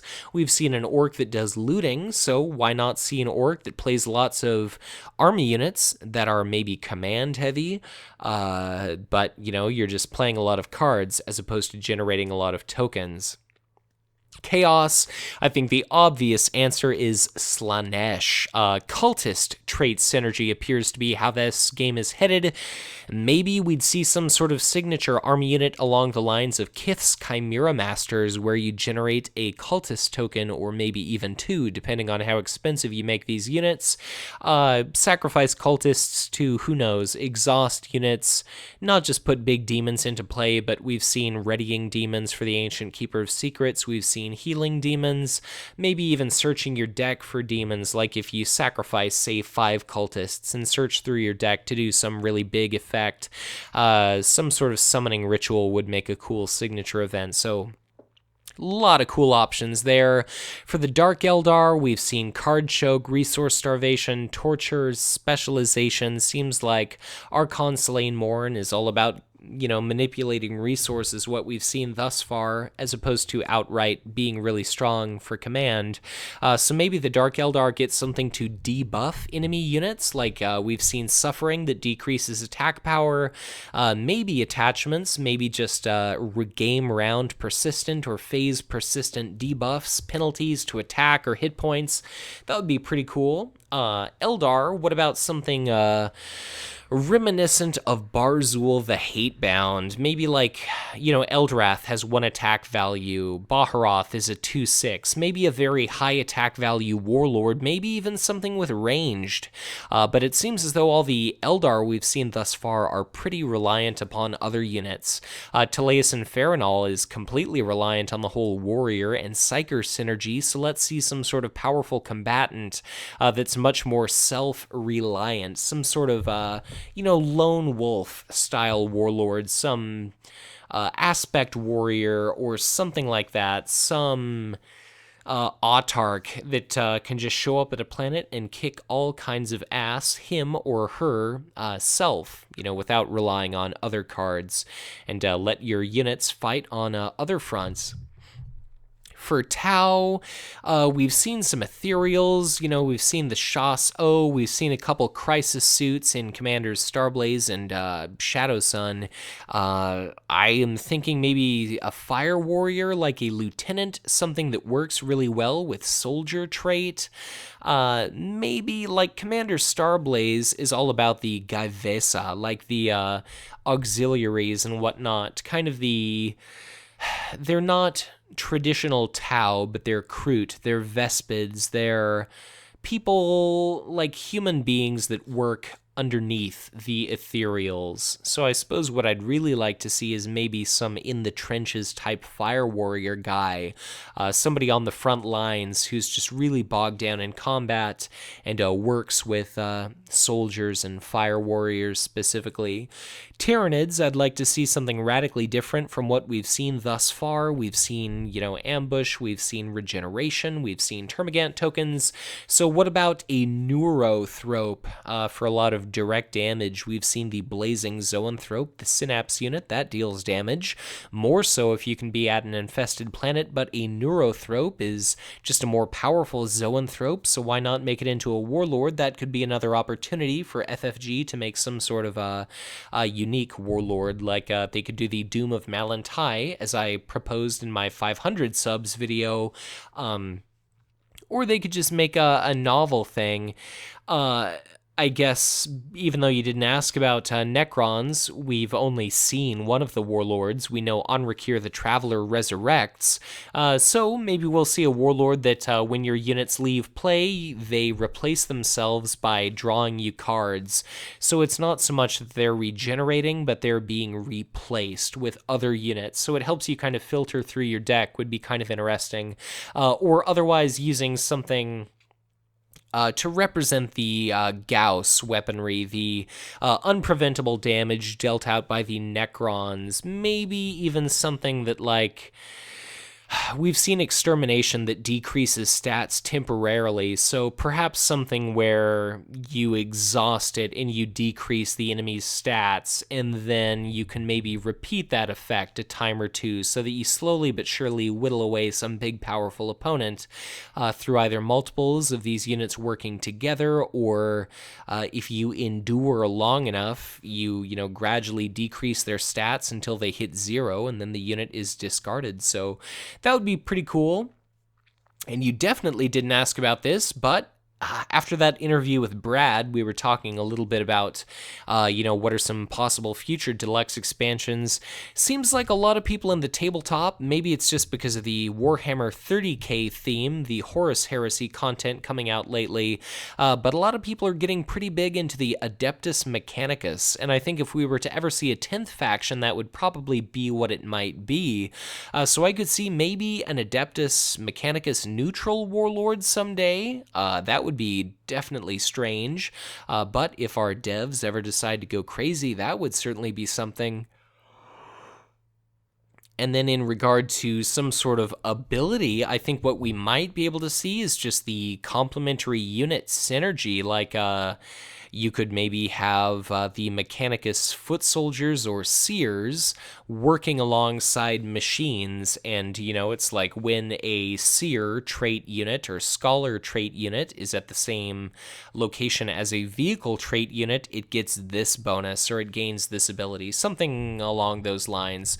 So a lot of awesome possibilities, and as I've said time and time before, very curious to see what's about to come for this game, both in the near future and the 41st millennium, as it were. But next, we've got CypherCat, and they ask, can you share any information about your current meta?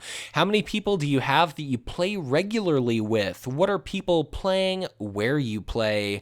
Another question, who is the most average warlord? Everyone always talks about the best or the worst, but who do you think sits right in the middle?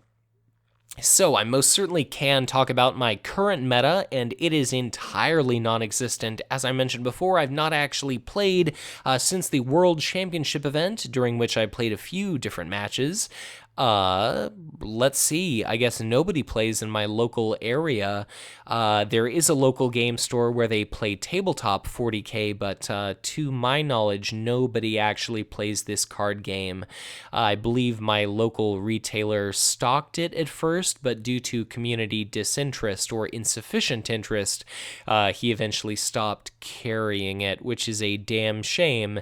And again, I could try to grow a local meta out of nothing, but then again, that would detract from the content that I'm able to create, this online community, and I feel as though I'm doing more good for the game by relegating myself to the internet as opposed to attempting to create some sort of local meta. Though at some point, let's say if I were to acquire the funding for like a real fancy camera or something like that, I'd be much more inclined to actually play some games in person, record myself, and then do my post-game commentary on that. So that way I would actually be getting some experience in addition to being able to share content online.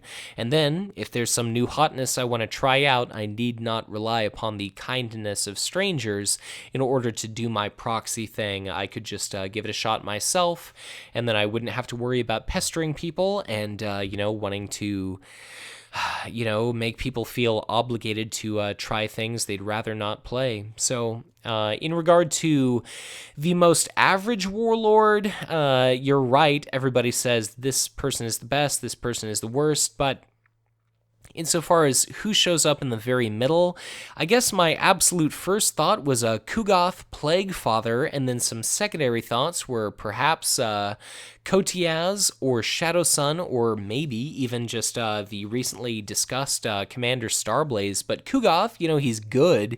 He's not incredible, given that Zerathir is probably quite a bit more powerful given our current card pool, but he strikes me as kind of middling, kind of average. Kotiaz probably has pretty reasonable potential, but he's just difficult enough to pilot that most players are kind of deterred from trying. And then Shadow Sun can be spectacular, but she can also be kind of floundery, so they strike me as about average. And then Commander Starblaze, again, probably just needs a little bit more love. So they probably all fall around the same approximate ballpark.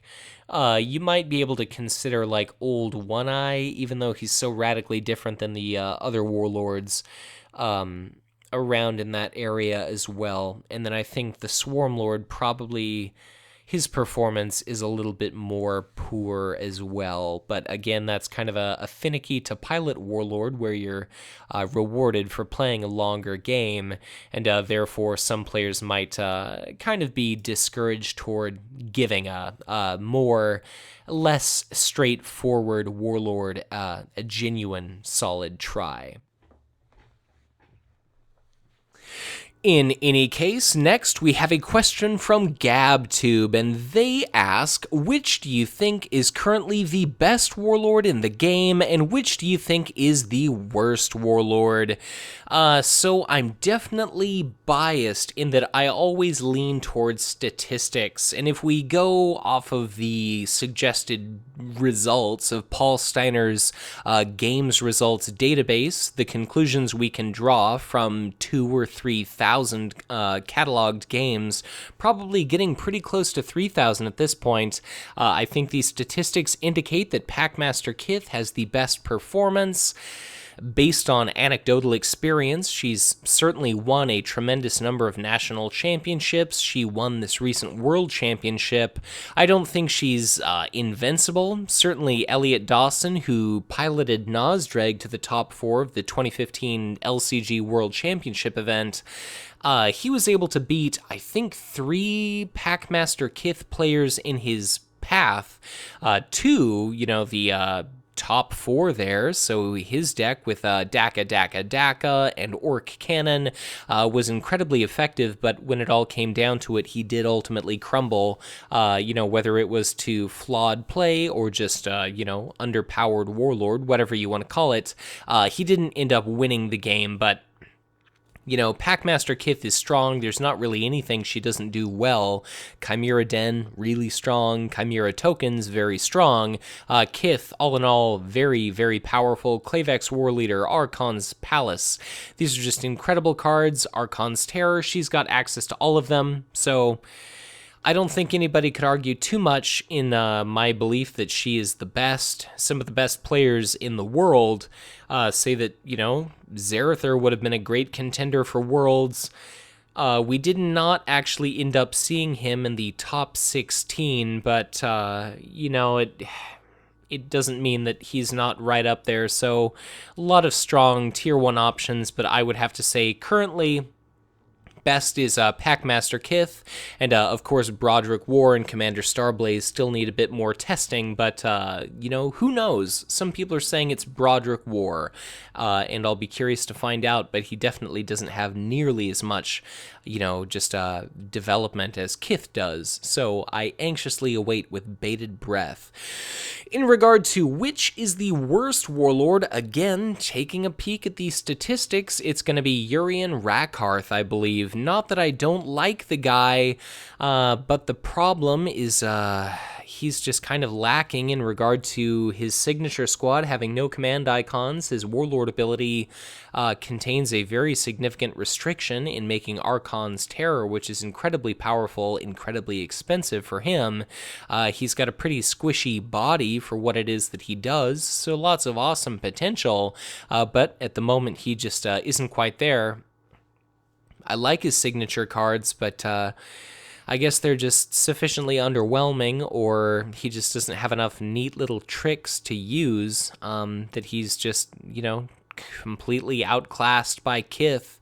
I think Strachan, for the most part, Colonel Strachan is kind of lacking in regard to he has to be present at the planet, so Zarather and Broderick War just completely blow him away. And I know it's not fair to compare a Chaos Warlord to an Astra Militarum Warlord, but he just seems like he's lacking. But all the same, the potential is there. The frontline Ard boys, I sang their praises from high to low earlier, so all of this stuff could change at any time, and that's why I absolutely love just seeing how different things are. So lots of cool stuff to come, but right now Kith is the best. Urian is probably the worst, and I just think it's very strange, I guess, in a sense, that they're of the very same faction, so 2 extremes. So I'll anxiously await seeing where Archon Slain Morn ends up competitively. But next, we've got a question from Duke Law 7. He or she asks, which elite unit do you think will be the most common once the Backlash card is out? And I feel like my initial response to this question was a bit of a cheat, in that I presume it's going to be the Gleeful Plague Beast, just because that is so commonly seen nowadays. Being able to deal 1 force damage at the beginning of the combat phase after mobile, granted, is very strong. So that gets played nowadays. I can only imagine it's going to be all the more common then.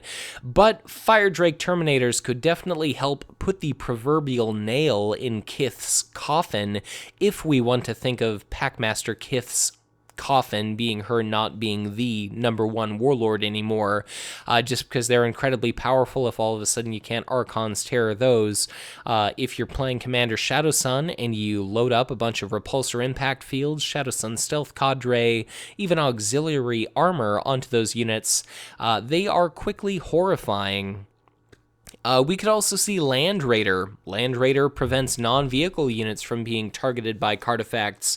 So if your opponent uses a, Clavex War Leader or Archon's Terror to try to get rid of your Land Raider, you could backlash the Land Raider, because that's their... Well, you could use Backlash to protect the Land Raider, because that's their only eligible target, would be that elite. And I don't think it's a very underpowered card. It's a pretty formidable body. It packs quite the punch. It's got a great command value associated with it, and it's great for protecting your other units. It's just the problem is it doesn't protect itself. But now it certainly has the opportunity to. And in regard to my dearly beloved Tyranids, I think Shrieking Harpy is already a bit of a game finisher, game-winning effect. I think it'll only stand to become all the more common once you can protect it. Like, if you've got some situation you can arrange where Shrieking Harpy will win you the game, if all of a sudden your opponent can't use Inquisitorial Fortress to remove it from that planet, then there you go. Maybe you can win the game hands down, all thanks to Backlash. So I'll be very curious to see what kind of impact that makes, and just what other elite support comes along with Legions of Death. But Tarkatron is next, as opposed to Turkatron from Aqua Teen Hunger Force. But Tarkatron says, your work on this channel is greatly appreciated, Mitch. Please keep up the good work, and I shall definitely try. I love watching your videos at the gym whilst I'm exercising. They are just perfect, as I can focus on your voice or the action during my workout, and it really helps get me through each session. Just wanted to take the opportunity to thank you for the immense amount of time and effort you put into this channel. As for my question, if you had the ability to completely rewrite a warlord's ability, whose would you change, what would you change it to, and why? So, first of all, thank you so much for the very kind words. You are presuming you're a guy. You are truly a man after mine own heart, because not only are you at the gym exercising while listening to Conquest content, but you also use the word whilst, and I very much appreciate that, as it reminds me of my unnecessarily articulate self, if I want to call myself that. But in any case, to answer your question, any change I would implement would need to be very, very subtle, and I think it wouldn't take much to just radically alter the power tier of some of these warlords, like Urian. A lot of people have said if you remove his increase the cost required to play non-torture trait events by 1, he'd be vastly more powerful. He's already weak on command relative to other warlords because he's got 2 signature units. Neither of them have a command icon, whereas, say, Baharoth has 4 signature units, and they've all got 2 command icons. So Archon's Terror is a nice crutch, or a handicap, if you want to call it that, for the Dark Eldar. So, our Kith gets it. Why can't my boy Urian benefit from it? So it makes Kith awfully powerful. It feels almost more necessary for the squishier Urian, just because he's got all the less to help him out. If he's not getting resources, he's not going to be able to afford a bunch of units or events and different things like that. Consider for a moment Colonel Strachan, another kind of generally accepted to be weak-ish warlord. What if you were to give him another hit point, or an additional 2 hit point, or God forbid 3 hit points? I feel like that would alter his power radically, same as Kotiaz is going to be able to conditionally attack for 3, and he's got that pool of 8 hit points. He also has an additional card and resource starting the game than does any other AM warlord. So what if Strachan, he doesn't really hit hard. He's got to be bogged down, involved in the middle of combat to give you any ability to benefit from his card effect. So why not give him bonus resources, make it all the less likely he's bloodied, and then he'd just be a little bit of a badass there. And if some big hulking nasty takes a big shot at you to potentially kill off Strachan, you've still got glorious intervention. So I think very subtle changes, if anything. And I wonder if Chimera tokens were 1/1s. I wonder if Kith would be... I wonder if that would drop her to, say... middle of the pack warlord. It would definitely not take much to result in giant sweeping changes here in the game. Like if Kith's Chimera Master was a 1/1, I think that would stand to make Kith significantly weaker. So a lot of different things to happen. I'll be curious if we ever get any errata for this game, as we've seen in so many other LCGs and products produced by Fantasy Flight Games. But Palpster1, love the content you put out and very much appreciate the time you put into all of these. I didn't even know you went to such great lengths writing scripts, etc. Question for the podcast, and you'll have to forgive me, I don't have the luxury of having Sam with me to answer this question, but I'll do the best by myself. What is it in Conquest that drew you personally into it as opposed to, any other hobby, be it in games or something else entirely? Especially after hearing you talk about the dark part of your personal life, it got me curious. Why Conquest? Anyways, keep up the good work. So the special appeal about Conquest is I love the LCG format. I love strategy games. I love card games. I've always been drawn to that. A huge part of my high school experience was playing Magic the Gathering, playing Dungeons and Dragons, so a lot of fantasy. A little bit of science fiction stuff. I wasn't really into Shadowrun, but I had friends that were. We played an RPG system briefly called Alternity. There was a module for that was based in the StarCraft universe, and I believe there was a pen and paper StarCraft game, but just lots of cool stuff like that. I loved the Lord of the Rings card game. That was my first introduction to LCGs, and of course I go into all of this in great lengths in the 500 subscriber video, again, link in the description or comments. But really, for Conquest, I've always enjoyed the Warhammer 40,000 universe. I've not always known much about it, and to this day, I don't really know that much about the lore, the fiction, the fluff. But I love how bleak and hopeless and just shitty that future is. Nothing ever goes right. Everything is just in this constant state of chaos and entropy. Like everything could break down at any moment. The Emperor, this light, this radiant beacon of hope for mankind spreading throughout the galaxy, is tarnished and, fading and eventually going to be extinguished. Possibly, or reborn, but things are bleak, but all the same, you've got these superhuman badasses, you've got an incredible, awesome range of technology, like the Eldar shuriken catapults that fire these, micro flechet rounds are super cool. The Tyranids are awesome. They were the inspiration behind the Zerg. I mean, Tyranids are great. They're like a mix between dinosaurs and insects, so they're awesome. The Eldar, the Space Marines, there's just so much stuff to like. Everything is so gothic and dark, but everything is so thematic and it's so like extravagantly blown out of proportion. Like the Titans, where they're the size of like cities, is just absurd, and the scale of the battle barges and everything else relative to like Star Destroyers is just absurdly nuts. So Warhammer 40k is like a fictional universe that has everything I could ever want in it, and Conquest itself is just a brilliantly tactical game. There's so many opportunities for you to make good choices, bad choices, to make poor life choices, to make some spectacular move that will dazzle your opponent.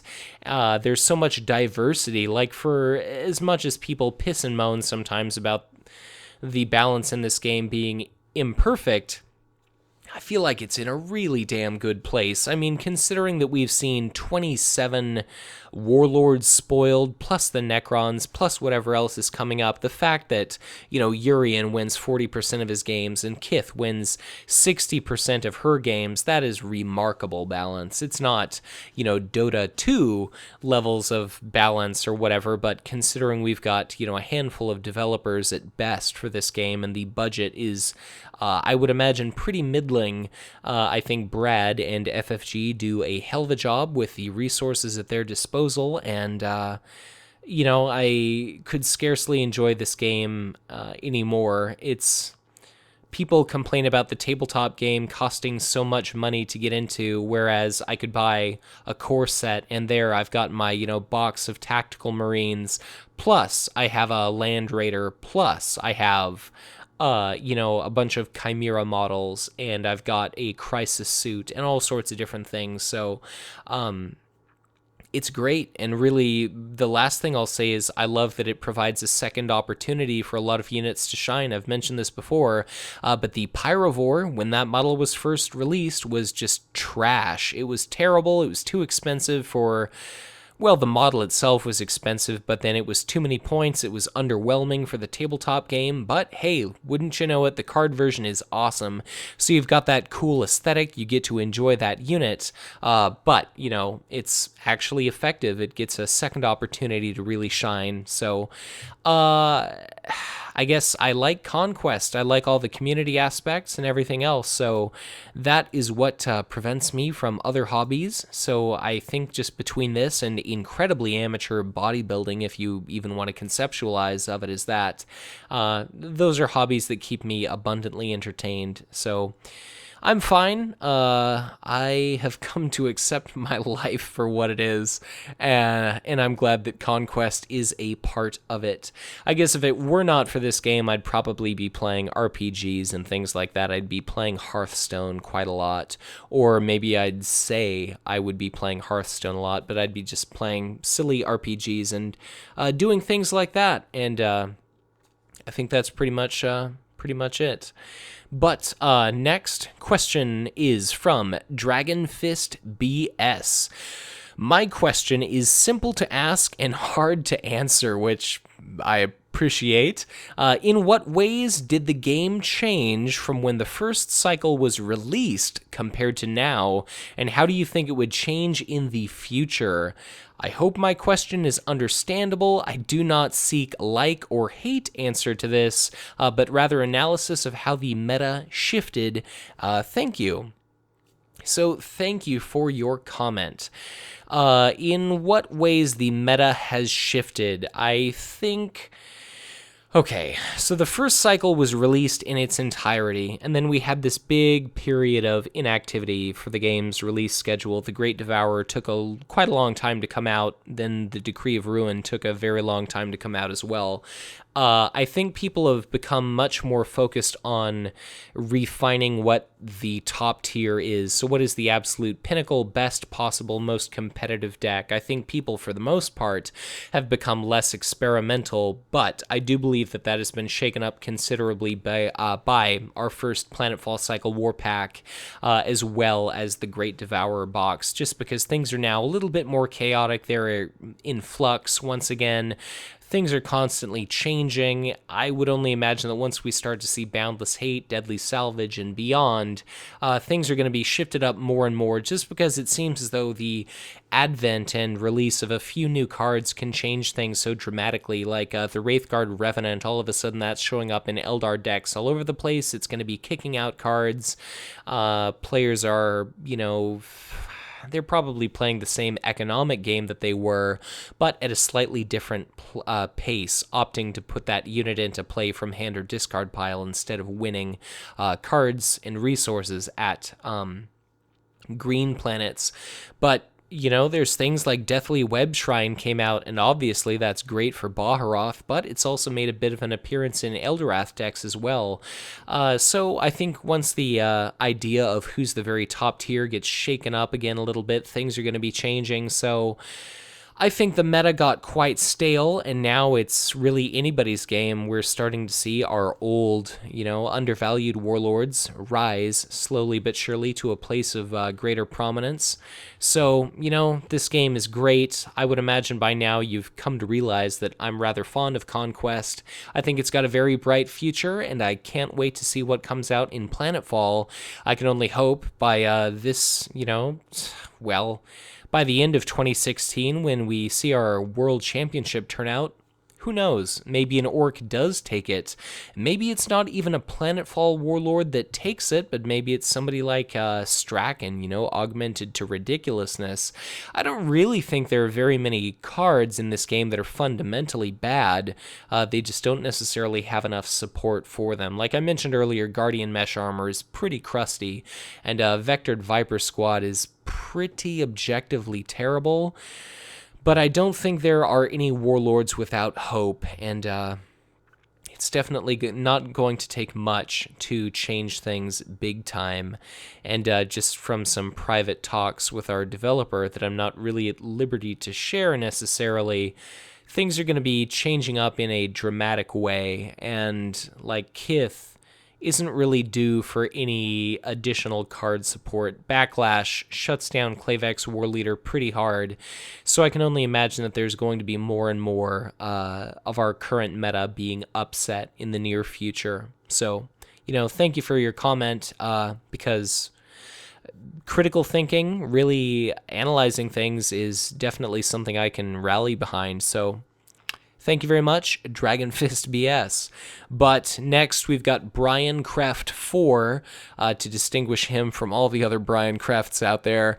He says, I really enjoy the Community Spotlight video series. Will we be seeing more of these in the future? And he happened to catch that I mentioned this a little later in my sixth Q&A contest video. But yes, the Community Spotlight video series is basically going to be the designation I use for whenever somebody wins a tournament or has some sort of special discussion topic they'd like to present. Justin Leesner did his multiplayer variant for Conquest LCG, so that got dumped in the Community Spotlight series.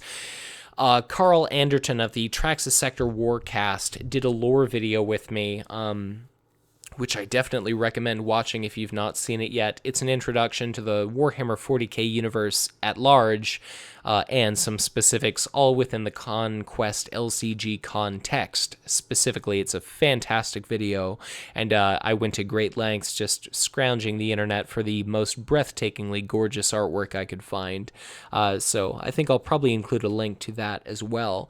But in any case, when somebody wins a tournament, like let's say Worlds 2016, National Champions 2016, those will all be community spotlights when I talk to those champions there. So plenty more to come, and of course, what originated the Community Spotlight thing was when a new Warlord is announced, we'll have somebody come on and talk about it. So I recently did the Commander Starblaze one with Guy Lev. Pagemon Kamai is penciled in to do the Archon Selene Morn video.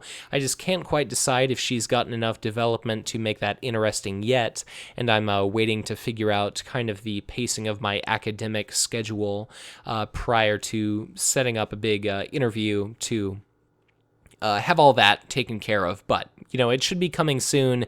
And apart from that, Taliesin Farinol also needs to be done. So hell, if you listen to this video, if you're interested in our upcoming Taliesin, if you consider yourself a strong player with something you'd like to say, if you're excited about that warlord, if you'd like to talk about her in the near future or the distant future, let me know and I'll definitely consider you. So, next question is from Crazy Skin Dog 88, and he or she asks, is there a card effect or ability that isn't currently in the game that you would like to see implemented? I think I alluded to this earlier when I was talking about the Necrons, but I really like this incremental lifesteal or drain life style effect, like exhaust a support or a unit to decrease hit points, and it has some sort of cumulative effect. I really kind of like the idea of -1/-1 counters from games like Magic the Gathering, and I would really enjoy something where it's got this persistent detriment, this persistent debuff, where maybe over the course of several combat rounds, you have one or more units or other cards work together to just deplete a unit of its hit points until it's just disintegrated or something like that. Like the Necron Gauss weaponry is supposed to flay apart a target at the molecular level, so that sounds like it'd be a pretty fitting, way of realizing that in game mechanics, where you're not allowed any opportunity to shield. You just cease to be that organism which you are. But Teddy Billions asks, host a create your own card contest. In 500 or so words, entrants could explain why the card is needed and how the card will fit into a certain deck or playstyle. I really like the idea of doing contests. It kind of bugs me having videos on my channel that are only they're time sensitive in a regard. Like when I did a design a Tyrannid card, that still has some lasting value behind it, but it's, the contest is started and then it's over, and then the video is kind of pointless to watch. Like I made a joke video a while ago, and even though it actually got quite a few views relative to my normal videos, I ended up deleting it just because I don't want a bunch of filler content on my channel. I'd like to keep this being as, informative and gameplay education focused as is possible. But in regard to a contest idea, definitely any kind of create a card contest is generally interesting. It's a little bit of a difficult thing for people to necessarily find the time to put a lot of creative thought and energy into designing something that's balanced, something that's really useful. There'd have to be a pretty valuable prize associated with it. I'm not opposed to doing such a thing by any means, but just based on my Lord of the Rings living card game contest experience back in the day, even when there were really convenient design your own card programs where you'd be presented with a template, you could just slot in art and use the official font and all sorts of really cool stuff. Participation was generally quite low. So awesome idea, but I remain a little bit skeptical in regard to how much participation people would really show. Even when I practically beg people to, like this video, subscribe to my channel, leave a comment, normally the turnout is pretty poor, and that's what makes it all the more special when people do leave comments. It's awesome being able to engage with people, and the rarest thing of all is when somebody decides to give a monthly dollar, literally $1 donation to the Patreon page, just because if there's anything that says hey, I give a shit about you, it's hey, I'm willing to give you this small contribution. It's representative of time invested, but whatever. So cool idea, and I'm sure there'll be plenty of similar contests in the future. I'd love to do a contest for each and every war pack, but funding is not exactly facilitative about that. I should probably direct my income more toward improving my content as opposed to just having a fun little giveaway or something like that. I feel like many more people would benefit from reinvestment in, say, a better call recorder program for Skype than would get benefit out of 1 out of 50 chance of winning a war pack or something like that. But next question is going to be from Disturbed Kiwi. They say, thanks for the update, Mitch. I was very interested to hear a bit of the background to your creation of this channel, and it reminded me that I never actually got around to listening to the massive Q&A video, so I'll have to go back and check it out. And I wholeheartedly encourage anybody listening this far to give it a listen. It's, on SoundCloud as MP3 format. It's on iTunes, and of course, there's also a video available, but it makes great gym listening to me prattle on for quite literally 4 entire hours. But Disturbed Kiwi goes on, hearing you say that you are training to be involved with nutrition and dieting, I was reminded of another podcast I listened to. Pin Gillette has his own, and I've actually listened to the first few episodes, and recently has been discussing a change in diet he undertook to get down to a more healthy size. So my question would be, have you heard of Ray Cronies and his ideas about healthy eating? If you haven't, hopefully I've given you something new to find out about. I'm not an expert in any way, and I don't follow any particular diet at the moment, so I won't be offended if you think he's a madman. So, I was definitely aware that Penn Jillette of Penn and Teller, scientist magician fame, has lost something like 105 pounds recently, which is just incredible. Out of all the people I've ever met in my life, I've never felt half so small as I did meeting Penn Jillette prior to all of his weight loss, just because he's not only 6'7" or 6'8" or 6'9" or something insane, but God, the guy was probably like 350, 400 pounds, just giant human being, and didn't look like, corpulently fat, but just enormously proportioned individual, and just totally dwarfed. But in regard to Ray Cronies, I'd not heard about him before, and doing a cursory Google search and kind of digging, definitely set off a lot of red flags. It was a lot of, click here to find out how this person accomplished this, lose 50% more weight in half the time. And some of these are direct quotes from the website, like little to no effort, no drugs involved, feel alert, sleep better, have more energy. And what really bothers me about things like that is they're kind of like nebulous concepts. They're kind of empty promises, like energy you can measure in regard to, like, joules or calories or anything like that. But when you say, like, oh, I feel like I have more energy today, that seems like it's subject to so much of the placebo effect and all sorts of different things like that. So I really don't like it. Just strikes me as like scammy clickbaiting type advertising, and a lot of anecdotes, like one example on that website was somebody that went from 210 pounds, which is a little heavy. Say I'm about 6'3", and for my weight, for my height, that would indeed be a little heavier than is recommended for me to be. But allegedly, a person of that mass lost 30 pounds in 6 weeks.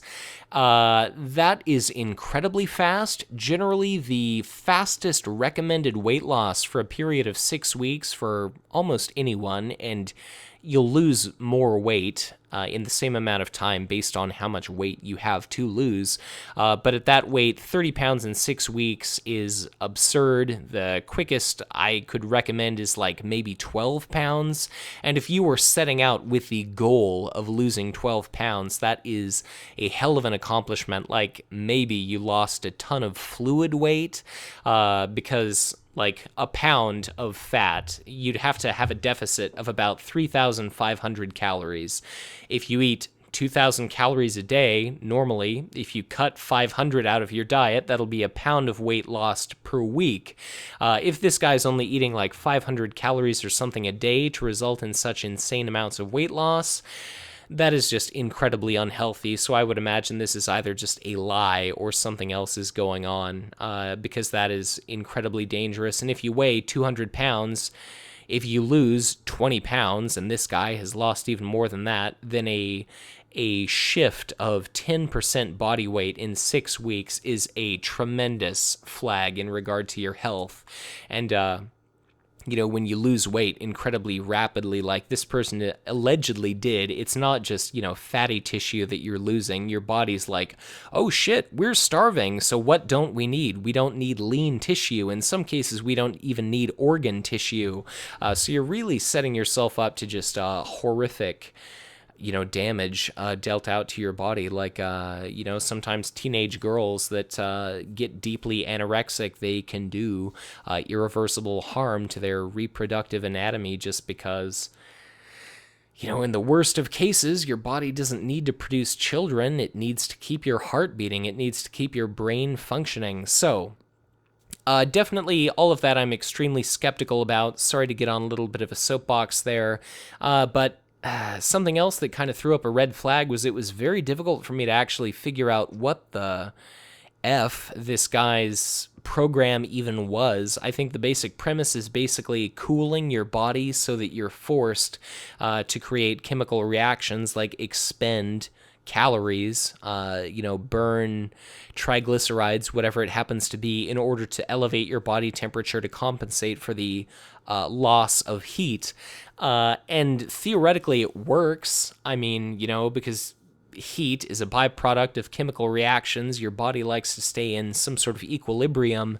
Whether or not it's going to actually result in significant weight loss, I absolutely have no idea. Penn Jillette, in reading a little bit about what he did prior to recording this video to lose a lot of weight, he did something strikingly similar to what I did during a really dark period in my life, which I talk about in great length during that 500 subs video. But he just ate an ungodly amount of extremely low-calorie food.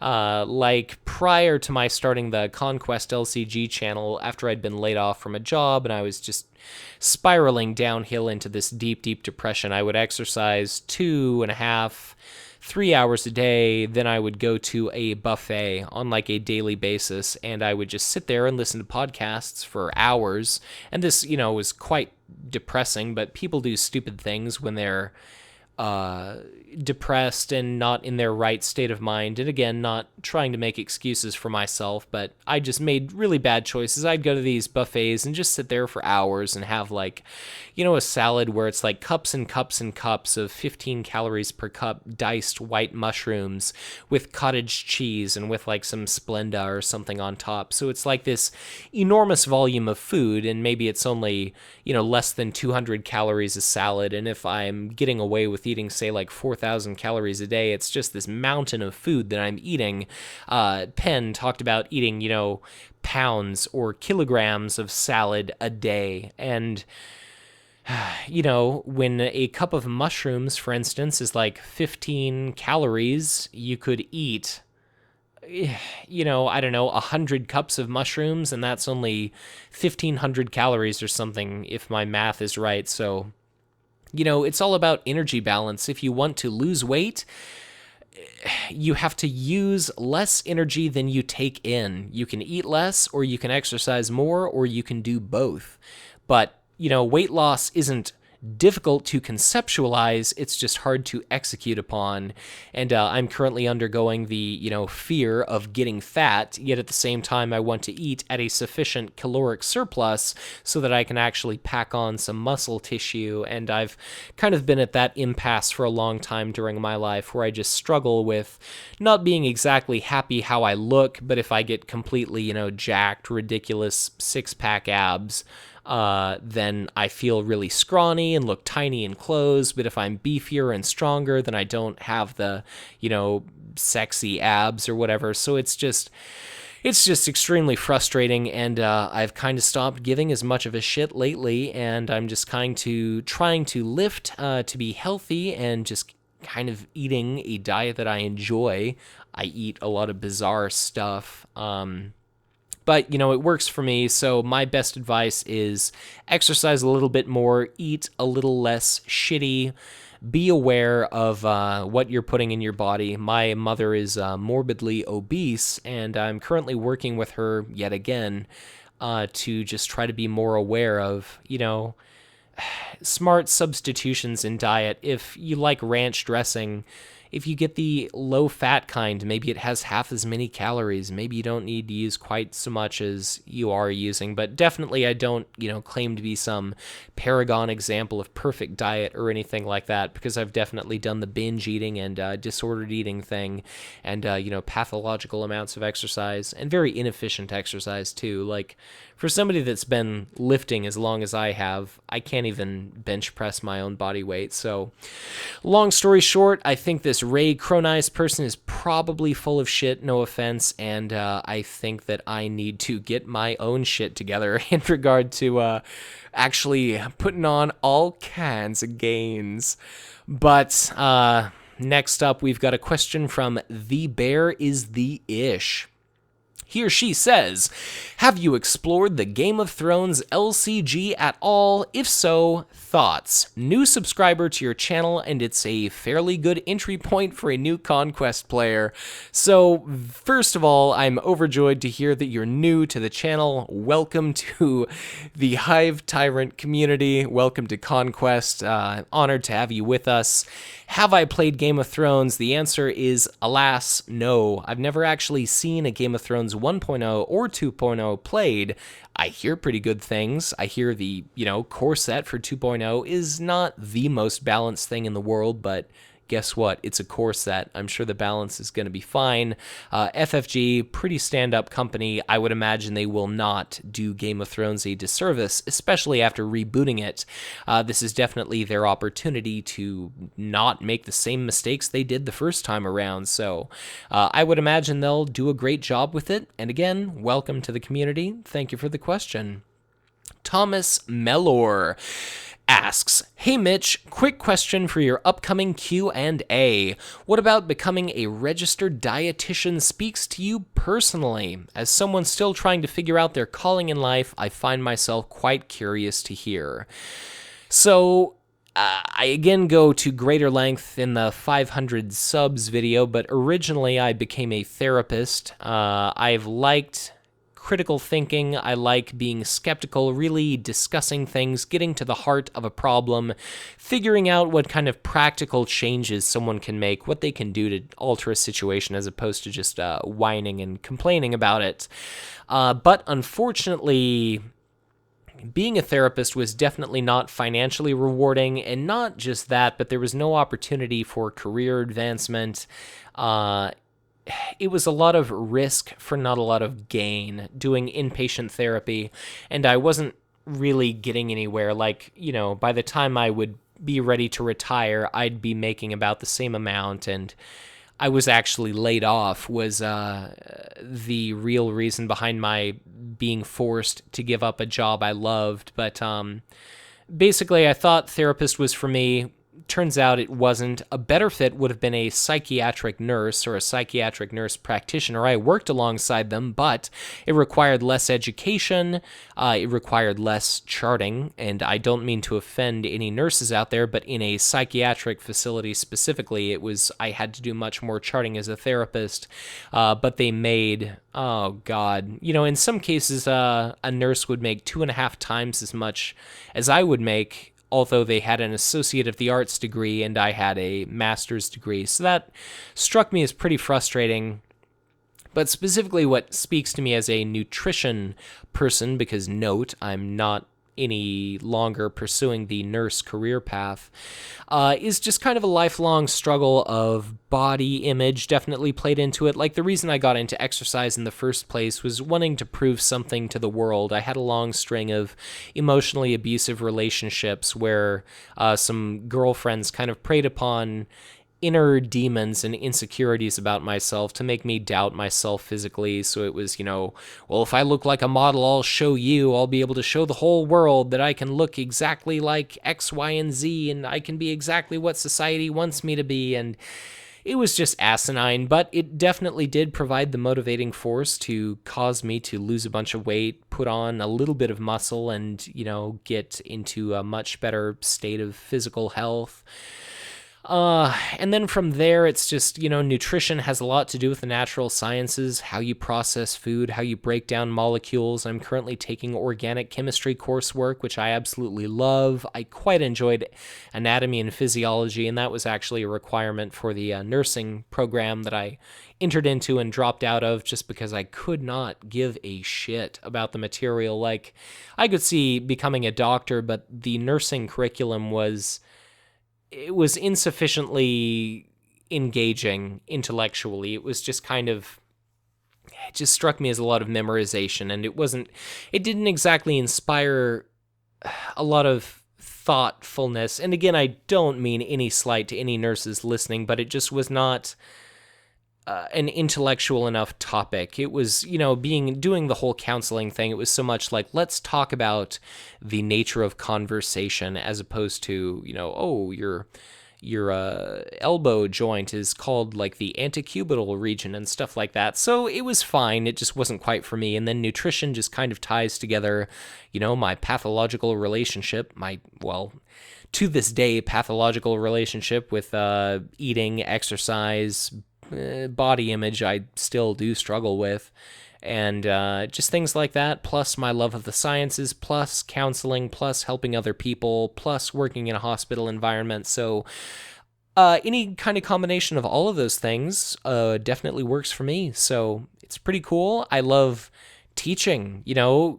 A big thing of what I can do on this channel is it provides a platform that I can speak into the void and people listen. But one of my favorite YouTube channels is the Tolarian Community College. A gentleman calling himself the Professor runs that page. He's literally an associate professor at a community college, but nobody could give a shit about the English subject that he teaches. But a lot of people love Magic the Gathering, so he can go on the internet, put a video out there, and 110 plus thousand people subscribe to his channel.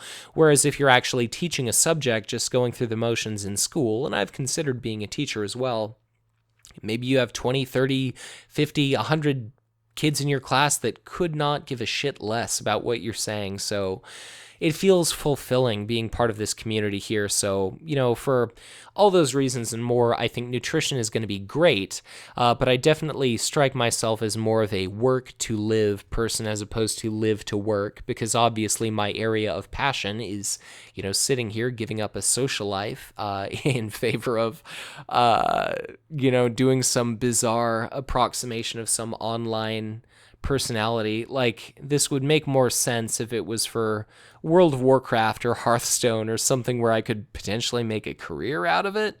But as it is, it's just, the hobbyist, the enthusiast lifestyle, where it's such a niche game, where it's just, if it weren't for love of the game and for what the game represents, I definitely would not be doing this. So it's great. I love what the game represents, the critical thinking, and nutrition, similarly, I believe is going to be a good fit for me. So best of luck to you, Thomas, in figuring out your own calling. And, if you ever want to have a dialogue about any of this stuff, to you, Thomas, or anybody listening, feel free to get in touch with me on Facebook or whatever else.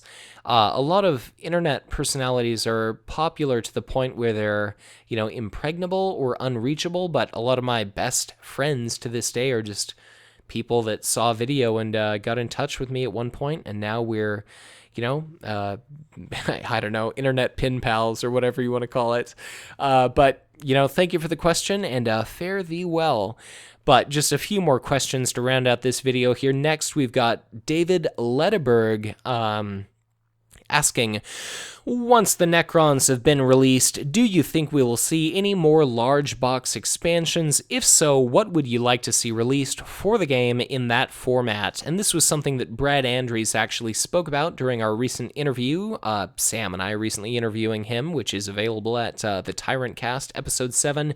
Strongly recommend you give it a listen, but he did basically divulge that, of course, we're going to be getting more deluxe box expansions. I would imagine that wasn't a doubt doubt in anybody's mind, but in regard to the content thereof, if we were to ever see an additional faction, I believe it would be the Adeptus Mechanicus. I don't think that's necessarily likely, but a couple years from now, when they're, looking for something fresh to inject into this game, who knows? Warhammer Invasion, the predecessor to this game, or if you want to consider Conquest a spiritual sequel to it, or however you want to describe it, at one point they saw a big box expansion that introduced a multiplayer variant. I don't really know the details, but it could be, a lot of new cards that are multiplayer specific, or it could be new planets, something that's, facilitative of multiplayer games. I think Brad kind of spoiled that he wanted to see some stuff like maybe we'd get a box where it's like, Space Marines versus Orcs, and maybe it's 2 warlords for each faction and their signature cards and a bunch of core cards, and then maybe some peripheral junk for the other factions to encourage people to, purchase that product, and then some neutral things. Maybe we'll see the Adeptus Mechanicus as neutral faction, or we'll see some other kind of neutral warlord. So who knows what exactly we will see, but, I'm sure it's going to be great stuff. It's very important to keep in mind that any of the deluxe box expansions will never rotate out, so anything they do introduce is probably going to be pretty conservative, and therefore I could see it being things along the lines of like, in our core set, we saw the Raven Guard Speeder, and we saw the Deathwing Guard, I think they're called, and those are chapters for the Space Marines faction that are entirely undeveloped, I guess, completely. Same with the Iron Hands Tech Marine. We don't have any like Iron Hands stuff, so maybe that's going to be something we'll see in deluxe expansions at some point. Something tells me I think that would be likely. Based on like Lord of the Rings, we definitely saw deluxe boxes that came out where it's, develops this sub-theme, like the human race was basically divided into Rohan in Gondor, and we saw a big expansion that developed the Gondor quite a lot. There was a big expansion that developed the hobbits and the dwarves, and I believe they're doing like a cycle now for the elves and stuff. So who knows, but I would imagine trait-based things for our existing factions, kind of viewing them as like big war packs, maybe focusing on 1 or 2 different factions, or maybe a handful, but I'll be curious to see what happens. I guess next we've got a question from Mr. Perfectionist, and he asks, love to see a video dealing with some of the least played cards in the game, and more so why they aren't played. What could fix them, if anything, in future releases? And this definitely sounds like a fantastic idea. It's something I've been thinking about doing. For my card evaluations, I definitely always try to think of like corner case, context-specific or really situational uses for some of the more bizarre cards that we've seen. But for really all of these cards, I try to think about, what kind of corner case situation could really warrant using this card. How could something like Vectored Viper Squad possibly be any good? Some cards are largely irredeemable, but at the same time, others are not. Like Doom Siren, it's pretty trash now, but it could easily become insane with the right backup. So I would say look forward to more card evaluation videos where I talk about what context lets this card be good, and then look forward to a podcast someday doing a segment or an entire episode on what could we do to existing cards to make them good. So cool idea, and it's something I've been thinking about, and it's something I've definitely been wanting to do. So our last actual question here is from Color Mage 1, and they ask, what is your favorite and least favorite part of Warhammer Conquest? So I'll start off with least favorite. I would say really the only thing that holds this game back is the learning curve. The card pool isn't exactly huge, But there's a hell of a lot that's going on. Like each turn, what units do you want to deploy where? Do you want to save your resources for the combat phase? Do you want to deploy a lot of units onto the first planet, or do you want to save your units? What do you want to do with your cards that have shield icons? Should you use them as events?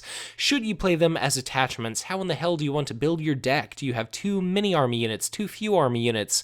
Supports are good, but if you have too many supports, they're going to clog up your deck and do nothing for you. Where do you send your warlord? How do you react to what your opponent is doing? What combat tricks does your opponent have? Are they going to be bluffing in regard to shield cards? What does the amount of resources they have do? So there's so many different complicating factors going on, but it is one hell of a game. I think I've spoken at great length just how much I admire it from a strategy standpoint. There's so many opportunities to just kick all kinds of ass. It is such a unique deck building game. The alignment wheel allows you so many different options.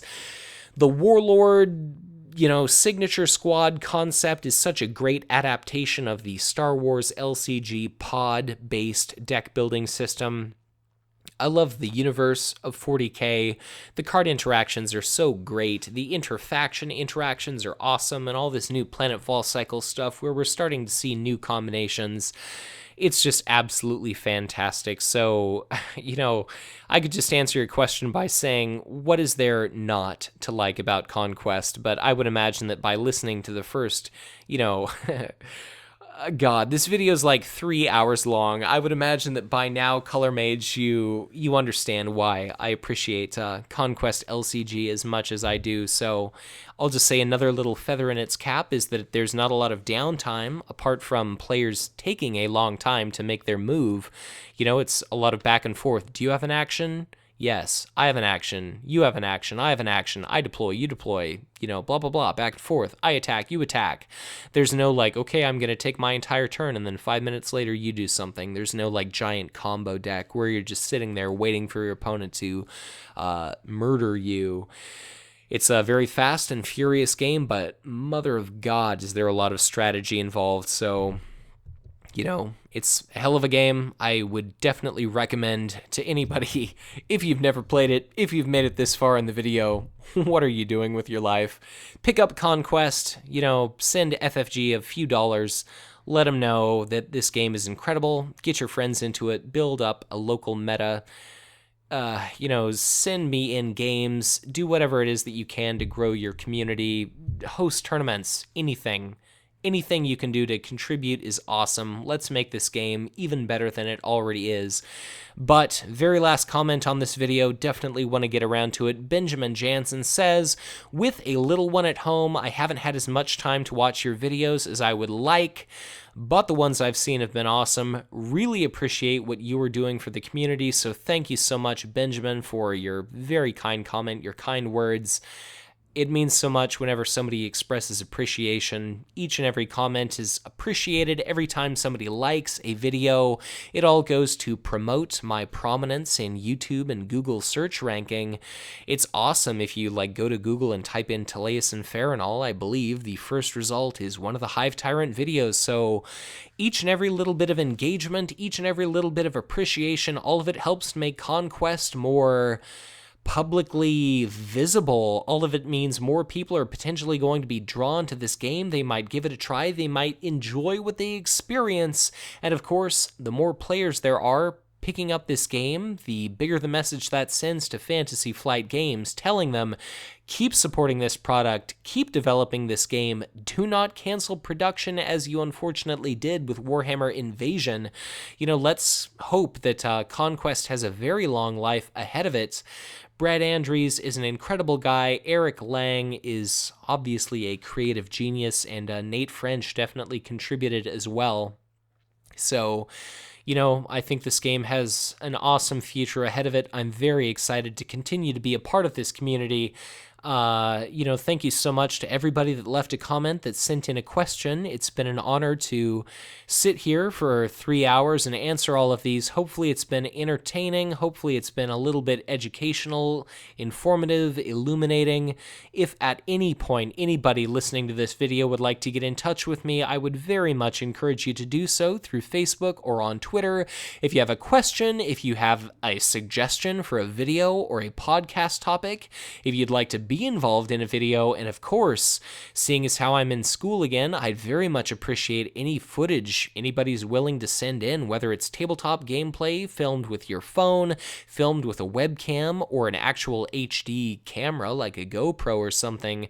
I'd be honored to receive any of that content. If you'd like to have a local gaming group or gaming store plugged, if you're a fellow podcast out there, if you'd like to have me on as a guest, I would absolutely be honored to do that. Really, anything I can do to help grow this community, I'd be absolutely honored to. If you ever feel like financially supporting this channel, if you want to donate $1 or more a month, just a month, to support the Hive Tyrant, I would be absolutely honored were you to make a contribution to my Patreon. Yes, well, last year, thanks to the generosity of listeners and viewers, I was able to attend the 2015 World Championship event with no more than a week's notice. People raised enough donations to fund a plane ticket. Sam Mann was kind enough to cover my lodging, and food and everything else was covered, and it was just an incredible experience. So just getting little gestures that the community really cares, that they're interested in helping make this channel even better is fantastic. All of the funds get reinvested in file hosting expenses, operating expenses, software costs, even hardware costs. Should I come across the funding for an HD camera and I can start putting away some dollars for a trip to next year's World Championship event, and who knows, I think it's rather unlikely, but since making the 6th Q&A giveaway video, I've gotten another couple of contributors, and all of it goes to help possibly fund trips to maybe even Gen Con, the U.S. North American National Championship. So if you've made it this far, thank you so much for listening. My heart goes out to each and every one of you guys that cares enough to click the like button, to have subscribed to this channel. Hitting 1,000 subscribers was definitely something I never really thought was going to happen. I still remember those first few days starting this channel when I was hovering around 30 or so subscribers and putting so much work into these videos, and the channel has hopefully come a very long way from its humble beginnings, but all the same, I hope my old content isn't, too dated by this point. It was definitely a very different presentation style I had back then, a much, much shittier microphone back in those days, but in any case, thank you so much for watching. It's this community that is my real home, so as sappy, as strange as it may be to all of you guys out there, you give me a sense of belonging, so I'm overjoyed that anybody appreciates this content. So thank you for watching. I think that's enough of my rambling on for one video or one day, however long it takes somebody to ingest this content. But as always, be sure to check back in again soon for much more Conquest LCG content to come.